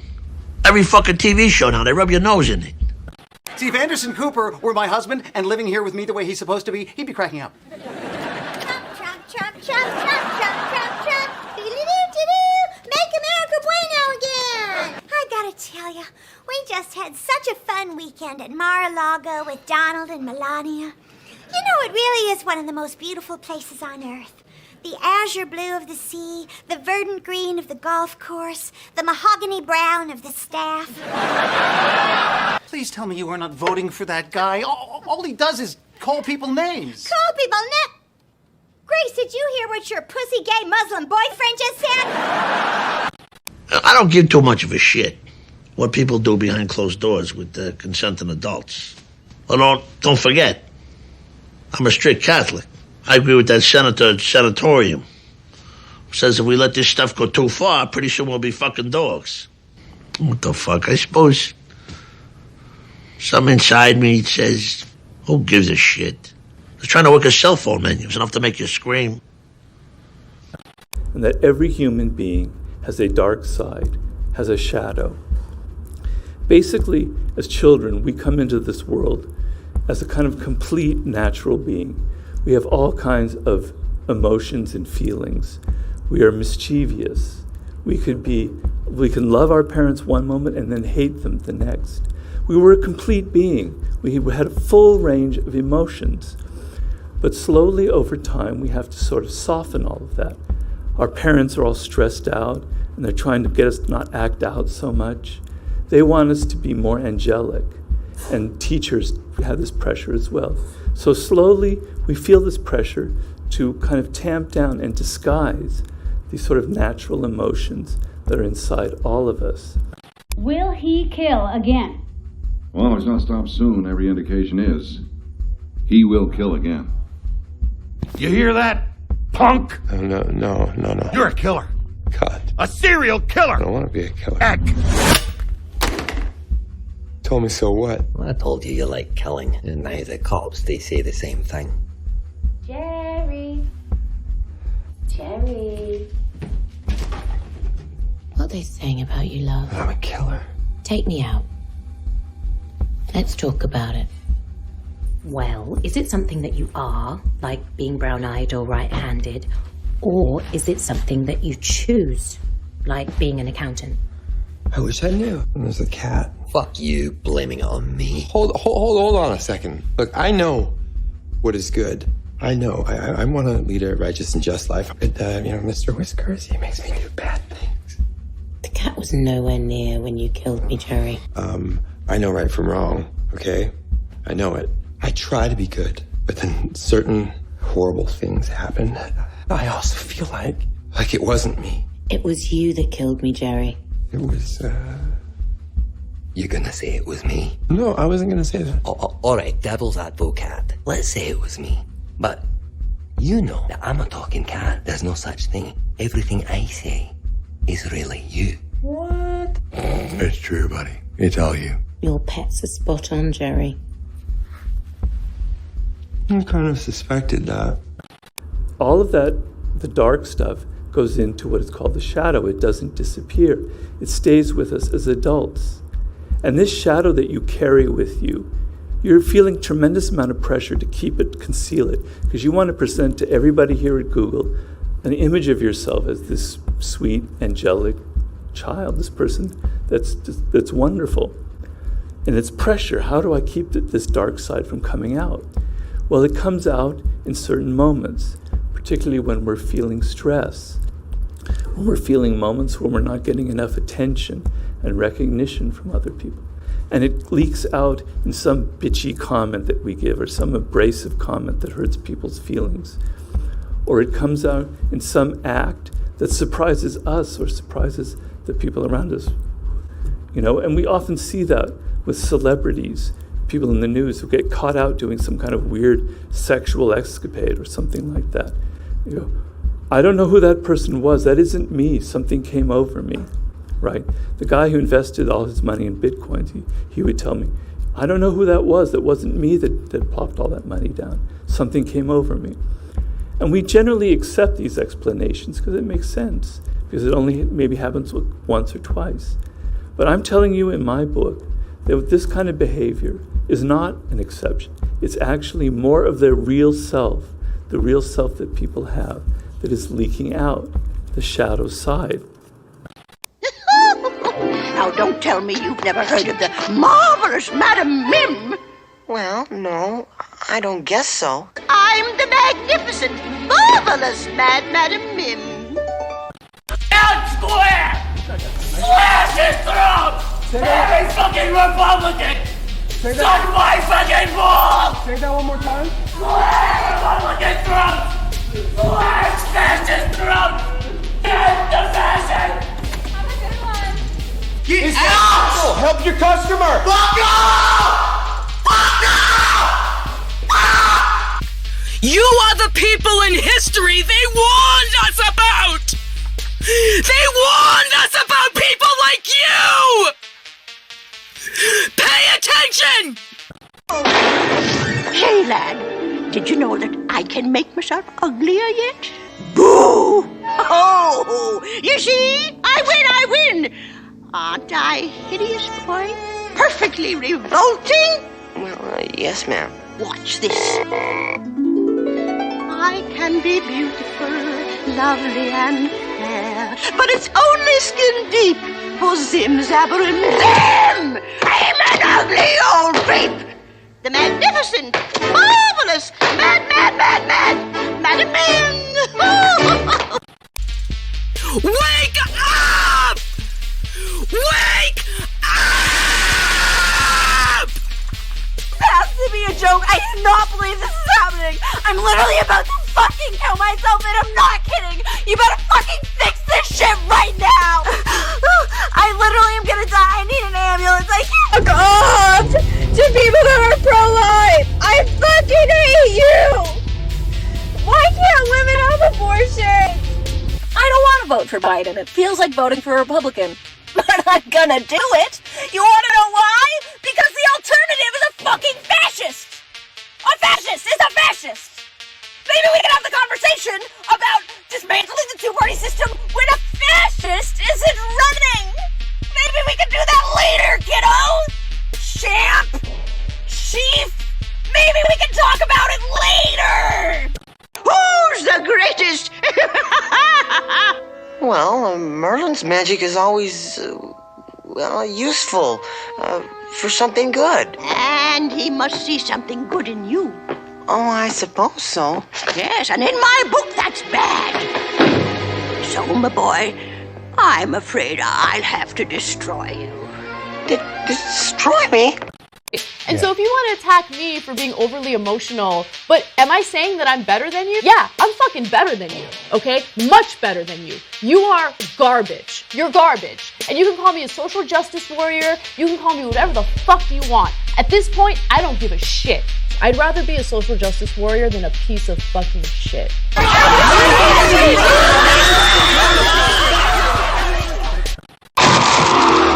Ma'am! What are you up to? And just what are you gonna do about it? Want to fight? Want to have a wizard's duel?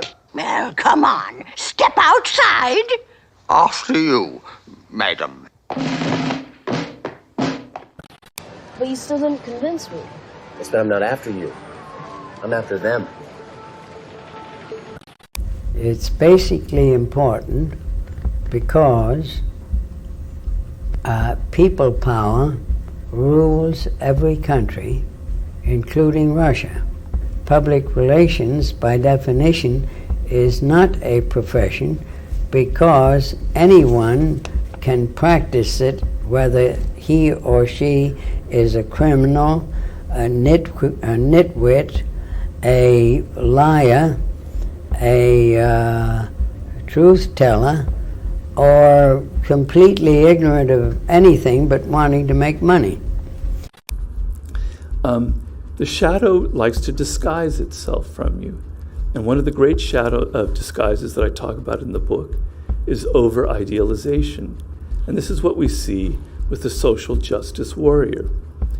Now, if you're a social justice warrior, you believe so deeply, you've identified so deeply with your cause, that it justifies any kind of manipulative, nasty, intolerant, bigoted behavior, because it's all for the great cause that I'm promoting, right?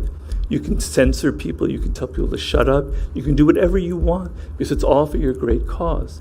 And you think it's because it's for the cause, but actually a lot of it's coming because the shadow is trying to find some way to get itself out, and it uses you in this fashion. Which is why we find all the nihilistic trolls, etc., on social media. It's become an infested ground for the shadow.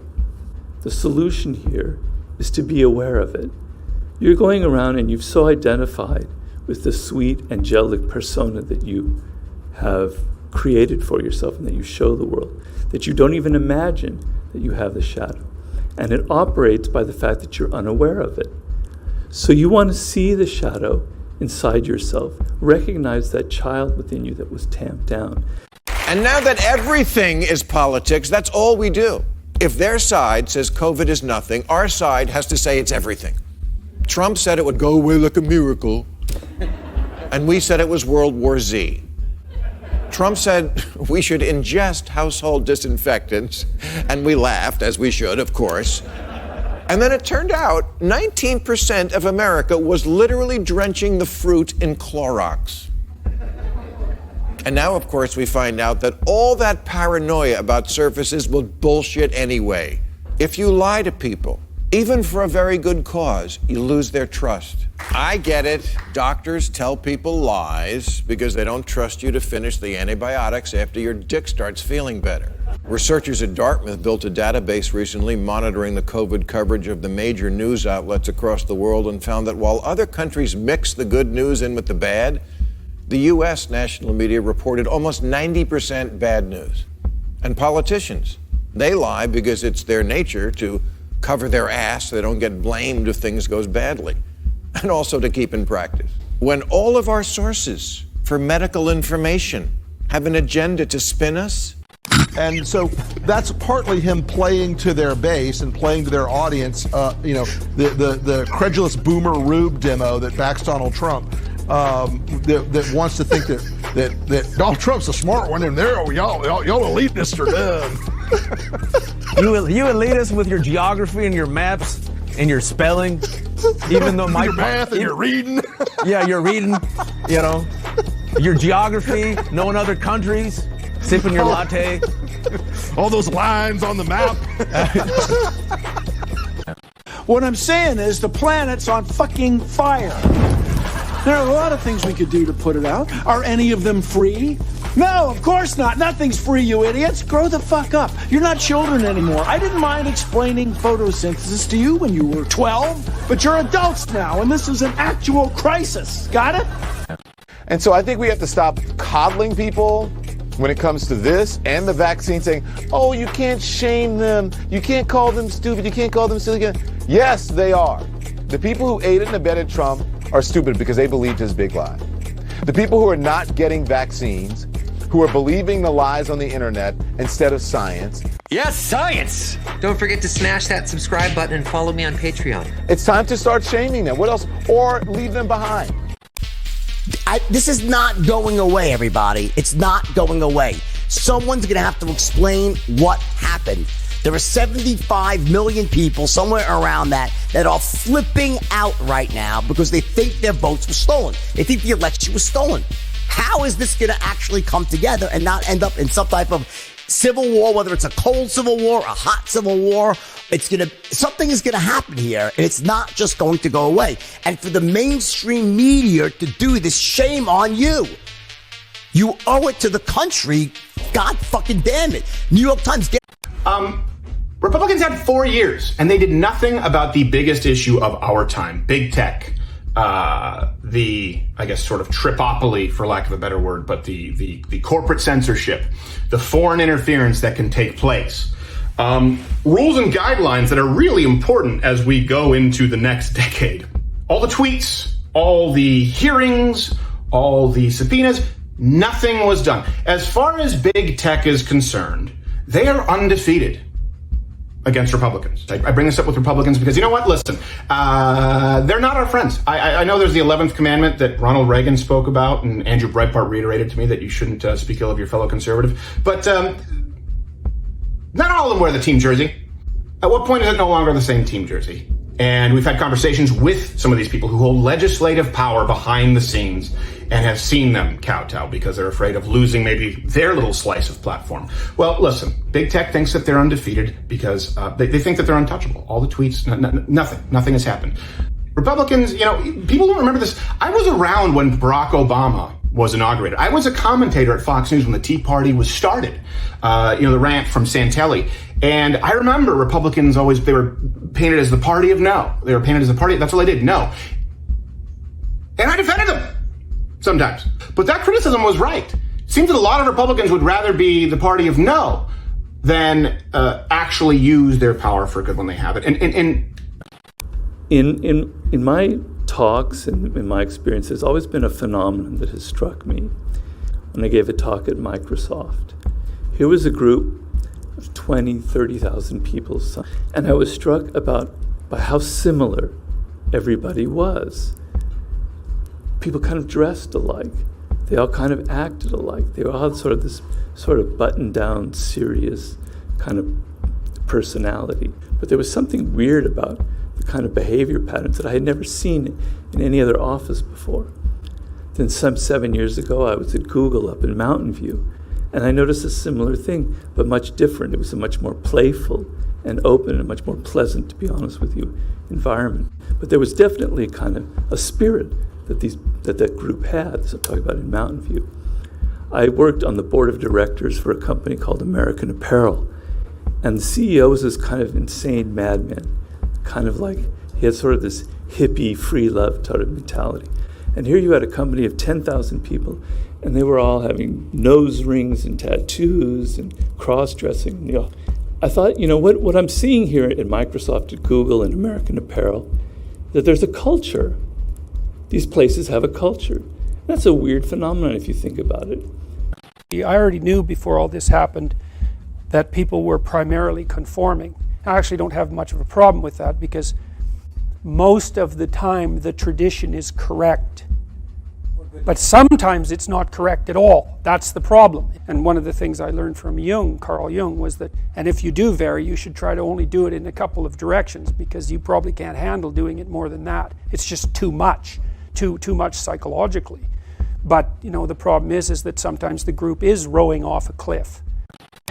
Your task is a very simple one. You're to look at the line on the left and determine which of the three lines on the right is equal to it in length. Only one of the people in the group is a real subject, the fifth person with the white t-shirt.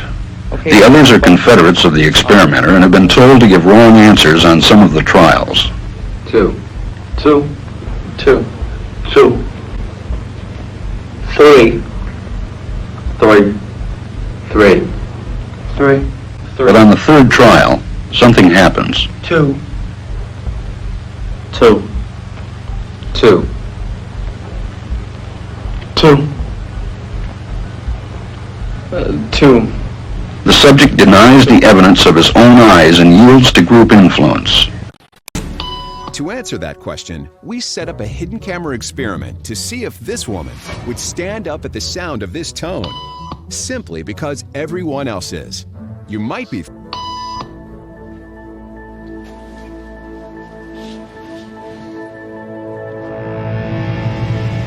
After just 3 beeps, and without knowing why she's doing it, this woman is now conforming perfectly to the group. But what happens if we take the group away? Okay, now she's alone. The crowd is gone, and nobody is watching her, except our hidden cameras. What do you think she'll do?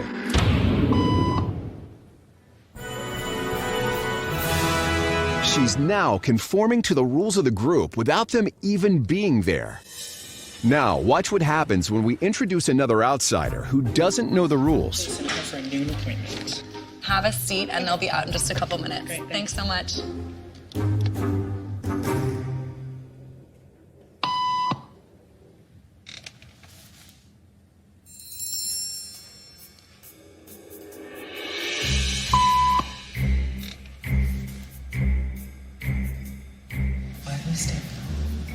Everybody was doing it, so I thought I was supposed to.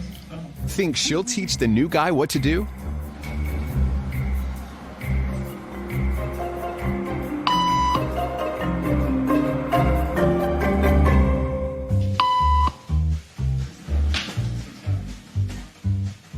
We kept the cameras rolling as more unsuspecting patients arrived.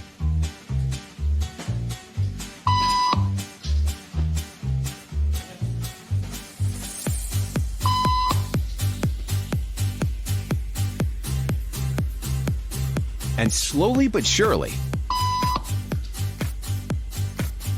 what began as a random rule for this woman has now become the social norm for everyone in this waiting room. That's partly why the individual, in some sense, is the eternal savior of the group, because the group it has the aspect of sheep. They've got the whole herd thing going for them, decreases the risk of individual predation. They've got all their nervous systems in tune, so there's real utility in the herd, but they're also subject to all the problems that herds have, like herd panic, or if that's what human beings figured out, was that being part of the herd, although necessary, isn't good enough. There has to be a balance between the tradition, the old dead tradition, and the revivifying force of the living, essentially. Those are actually how the gods split up in Egypt, because Horus was roughly a representation of the living and Osiris was roughly a representation of the dead. And it was the combination of those two that made up the sovereign.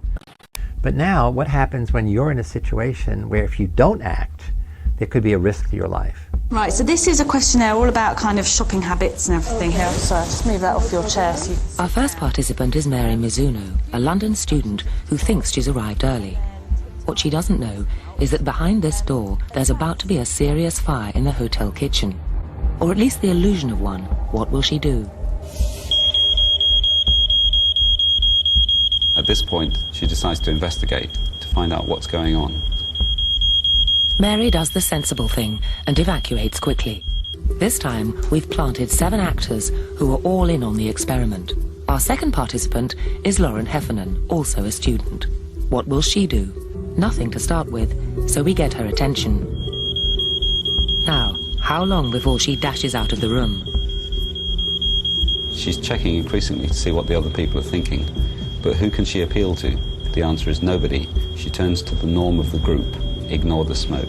I was looking for some sort of reaction from someone else, even just the slightest little thing, that they'd recognise that there was something, going on here. For me to kind of react on that and then do something about it, I kind of needed prodding. She feels uncomfortable. She doesn't want to embarrass herself by taking the lead, taking action. But something is definitely wrong.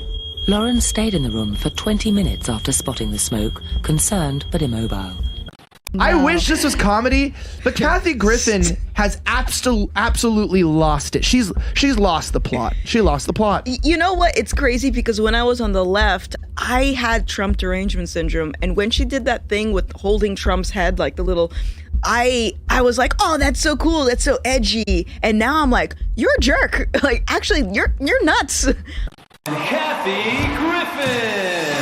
The image went viral. Kathy Griffin holding a bloodied likeness of President Donald Trump's head. Everybody's a hypocrite because everybody's imagined themselves standing there with his head. At least half the country. It got so crazy, I really did start to think, I've got to make this funny. It was a freaking mask with ketchup on it. Let's be very clear. This morning, I was woken up by the FBI. Guess who was on the MAGA bombers target list? When I say I'm glad to be here, like, seriously, I was afraid. My First Amendment attorney said they're considering charging you with conspiracy to assassinate the President of the United States, which holds a lifetime sentence. You didn't know that part, did you? The First Amendment is under attack, truly. If you don't stand up, you get run over. Mask with ketchup on it. Let's be very clear. This morning, I was woken up by the FBI. Said they're considering charging you with conspiracy to assassinate the President of the United States, which holds a lifetime sentence. You didn't know that part, did you? The First Amendment is under attack, truly. If you don't stand up, you get run over. I was detained at every single airport that I went to. I was held for 6 hours. But obviously it's getting to me. Now I'm on this mission to make sure that they never, ever are allowed to do to anyone else what they did to me. Not anybody! Oh, sorry about Trump. He's crazy. Fans everywhere. It turns out there is such a thing as bad publicity. I'm Kathy Griffin, and I never learned my lesson. What was it like living with Trump derangement syndrome? It felt angry and crazy all the time, and very racist all the time. But why did you have it? But obviously when you had Trump derangement syndrome, I don't imagine you acknowledged you had that. No, listen, I watched CNN, I watched mainstream media, and all of my friends were left-leaning. I stayed in my echo chamber because I allowed the media and celebrities and politicians to tell me the people on the right are the bad guys. You don't want to talk to them, you want to stay in your little bubble, and that's just, you just keep reaffirming this sort of like closed-minded thinking.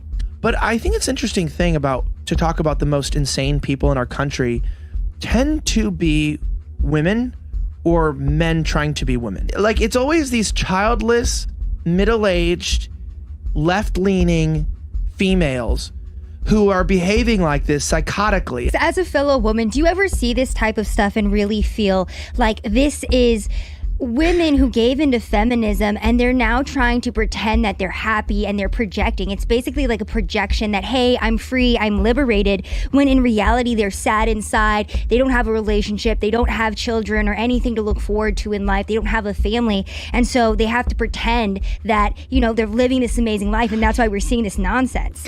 When you have to say that I'm not allowed to talk about something, I'm not allowed to vote for whoever I want, I'm not allowed to express myself in the way that I want, that's not freedom. That's you are conforming and you're trying to convince yourself that you're free. France obviously has a culture, but that culture took 1,000 years to evolve, and it's very pronounced. But in the course of 10, 20 years, Microsoft, Google, American Apparel, they've evolved their own culture, their own way of being, where people are kind of similar. What is this phenomenon? See, our ancestors, in order to succeed and thrive as a social animal, they developed complex emotions like joy, like surprise, like anxiety. And these emotions would show up on the face. This was before the invention of language.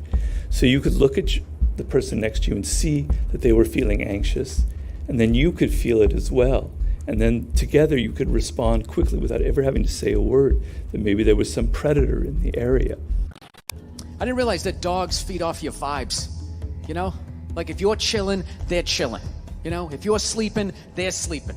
But if you're a psycho like me and you're screaming at the ref on TV being like, dude, you gotta be fucking kidding me! I didn't realize the dog was over in the corner being like, yeah, you gotta be fucking kidding me. This is bullshit. I don't know what this guy's mad at, but I love this guy. This guy feeds me. Is it the door? Are you mad at the door?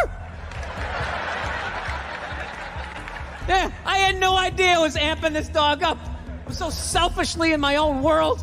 I'd be like on the computer and it would crash and go, oh, really? Really? Dog's over in the corner with like a chew toy. Had no clue, and I went outside. We were just walking down the street, and some poor bastard comes the other way, and the dog's like, that's that motherfucker. Lunge at this guy. I had to pull her back. I'm like, dude, I'm sorry, man, I'm sorry. She's never done anything like that, right? Looking down at the dog, what's wrong with you? Dog's looking up at me like, huh? I got that son of a bitch, didn't I? I love you. You feed me. I got you. How the hell did you see him that far away, man? Your ears must be better than mine. It's unbelievable. So these emotional responses that people had were very much communicated without words, viscerally, infected. We became infected. We were susceptible to the emotions of people around us. And we humans have inherited that incredible power. The other thing that happened is that we developed what's known as mirror neurons. Basically, that means is if you're watching somebody playing tennis, the person playing tennis, as they're hitting the ball, certain neurons are firing in their brain to make them hit it. As you're watching them, the same neurons are firing in your brain that are firing in theirs, so that this is what gives us the power to imitate and to learn. I used to risk it all. Now I got too much to lose. I've been eating long enough. Man, my stomach should be full. I just ate, lick the plate, my buffet. Lucky me, fuck you think. Hold on a minute. Are they doing everything we do? Bro, they was doing everything we've been doing since the whole shit. They've been copying me all day. Watch this. Really? Yeah, watch this.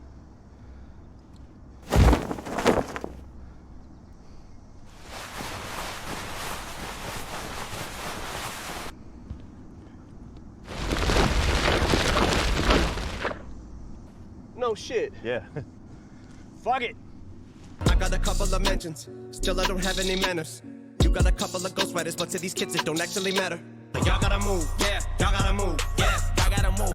So you'll notice sometimes you'll be watching a basketball game and you'll almost like be shooting a free throw along with the player because you're trying to will that ball into the net. Those are your mirror neurons that are operating. So we have this built-in power to take on the emotions and feelings and moods of the people around us. And if you put enough people together for enough time, through sheer osmosis, you will create some kind of culture, and people will start acting and behaving in a similar way. Right here in my pocket, okay? My mask, all right? But if you give me any more guff tonight, I'll rip your face off like a mad chimp. These cultures can be tight, like in Microsoft, or looser, as I imagine here at Google. They could be more kind of traditional, or they can be more kind of populist. They can be sort of top-down or more egalitarian, on and on and on. Often the culture of a group reflects the person on top.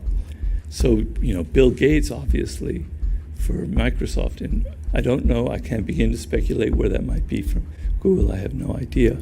So what happens with this culture is that also certain unwritten codes of behavior are evolved. These sort of determine what is acceptable or not acceptable within this culture. And if you don't pay attention to these codes here at Google or wherever office you're working, you are likely to be fired or ostracized and never really understand why. So the idea that I'm trying to promote in this chapter is you like to think of yourself as this independent person where your thoughts and beliefs are your own. But in fact, so many of the things that you think, so many of your values and ideas come from the group. We are more conformist than we imagine, and I include myself in that. If we belong to a certain political tribe, we tend to absorb all of the ideas, the same ideas as other people that have the same political beliefs. So we're much more conformists than we like to believe. And the other thing is that if we're not careful, the kind of group mentality can turn easily into a mob mentality and can become quite dangerous. So the solution that I'm promoting here is you need to be aware of how deeply the group has infected your own behavior and infected your belief system so that you can create a bit of space for some independent thinking. So you can begin to realize that maybe you don't want to have some of these ideas. They're not coming from within. And the second thing is, if you're a leader of any kind of group in any way, you must be very aware of the prevailing culture. You must be able to read it and understand it and work with it. Because once a culture is created, like in Microsoft, it's very hard to change it. The last sort of force that I wanted to talk about is related to this group force. And basically, all of us belong to one enormous group, and that group is the generation that we belong to. A generation basically comprises 22 years. It's called a cohort. So you belong to a particular generation, as I do. Obviously, in that 22-year span, the people born near the beginning of that generation, the people born near the end, there's going to be some differences. But social scientists have discovered remarkable similarities between people within a generation, even those that are separated by those years. They'll have similar tastes, similar sense of humor, similar values, similar ideas. But very simply put, when you're young, you're very vulnerable to the emotions and moods and ideas of the people around you. And those of your own age, you're all watching, back in the day when people did that, you're all watching the same television shows. You're all listening to more or less the same music. You're all dealing with parents who came from their own generation, who have their own different special parenting styles, on and on. You're absorbing this kind of group osmosis, this group personality that kind of determines who you are. And this will be the same for millennials, for baby boomers, for Gen Xers. It's kind of like a secret club that you belong to. So people who are millennials, you have a kind of a tacit understanding. I could never enter this club. I could never really completely understand your mentality.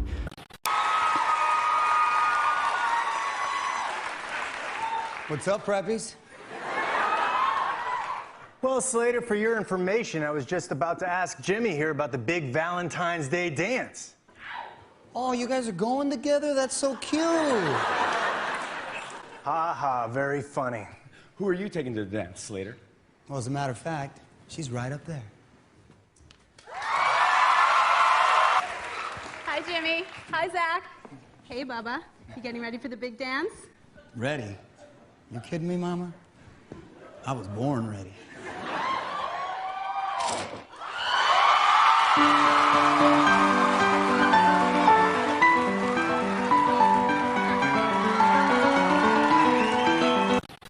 And there are two things that you have to see about the generation phenomenon. First is every generation thinks that it's vastly superior to the one that came before it and vastly superior to the one that comes after. One of the most ancient forms of writing that we have is a Sumerian tablet in which it's quoted, quote, "Today's youth is rotten, evil, godless, and lazy. It will never be what youth used to be, and it will never be able to preserve our culture," end quote. Now that sounds pretty familiar, right? People will say of millennials, "Oh, you're so soft, you're so pampered, what's wrong with you?" But people were saying the same thing about baby boomers and saying about the same thing about Gen Xers. It's human nature. The second thing you must understand is that the generational phenomenon creates what is called a zeitgeist, a spirit of the times. Now, my grandmother was a wonderful person. She taught me how to play the game Monopoly. She understood that the name of the game is to acquire. She would accumulate everything she could, and eventually she became the master of the board. And then she would always say the same thing to me. She'd look at me and she'd say, "One day, you'll learn to play the game." One summer, I played Monopoly almost every day, all day long. And that summer, I learned to play the game.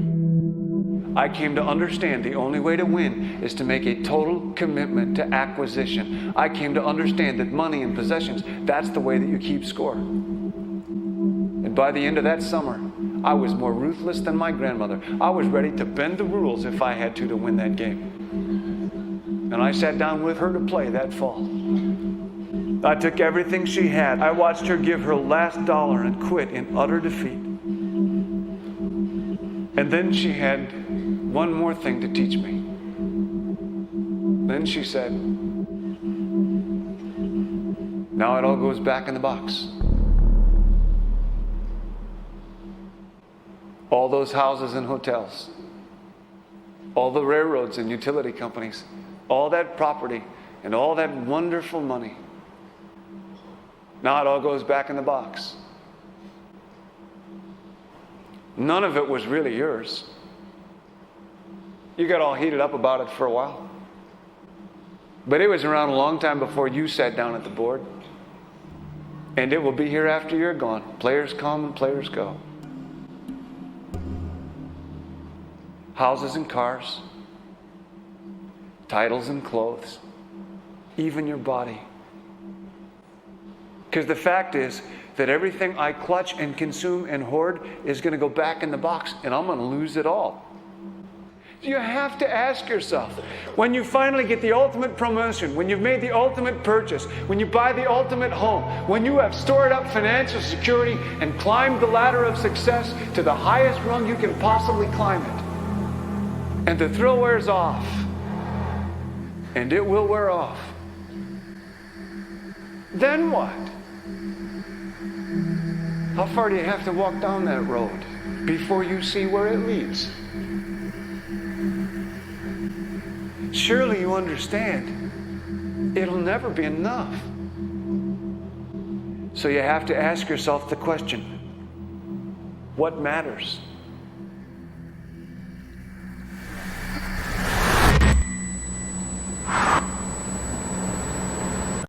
The zeitgeist, basically, at any one time, there are 4 generations that are alive. The 2 youngest generations are the ones that are unsettled. They don't like the way the world is. They want to change it. They want to create new values, new fashions, new styles. They're generating all of this energy for change. The 2 older generations want to stop that. They want to hold on to the past.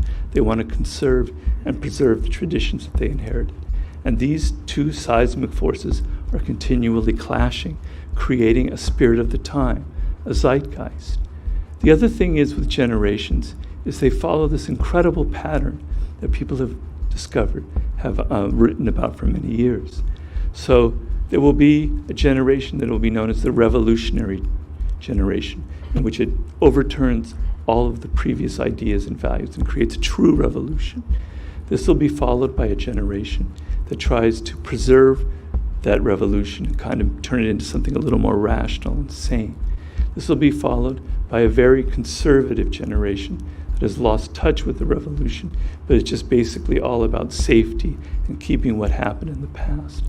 This will be followed by a crisis generation, which gets so sick of the stagnant situation and of the values they've inherited that they're very unhappy and dissatisfied. And this leads to the revolutionary generation, on and on and on and on and on. And we can see this cycle continually happening. And people estimate that the generation that is now, like the millennial generation, is a true crisis generation, and I believe that's true. And that what is following is that we're on the verge of another kind of revolution, the kind that happens, they estimate, every 80 or so years, where values are going to be completely overturned, and something new is gestating, something very exciting, and something very different. I like to tend the spirit of the times as a kind of a wave. If you're just behind that wave, if you're not quite up to it, the product, the book that you write, the startup that you create will fail. If it's with that wave, if it's riding with it, you will have some success. If you anticipate that wave, if you're a little bit ahead of it, you will have tremendous success. That is where true power lies. Your generation will tend to lock you into the past, lock you into certain values and belief systems. You want to let go of them. You want to develop some flow, and you want to be able to develop this kind of very sensitive antennae to what is going on with the younger generations, where true change is fomenting.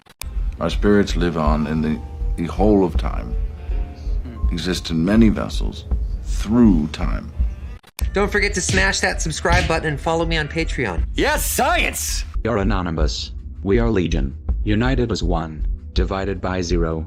We do not forgive. We do not forget. Expect us. No expression. Hide my head. I wanna drown my sorrow. No tomorrow. No tomorrow. And I find it kinda funny, I find it kinda sad. The dreams in which I'm dying are the best I ever had. I find it hard to tell you, I find it hard to take. When people run in circles, it's a very, very mad world. Mad world. Large and open,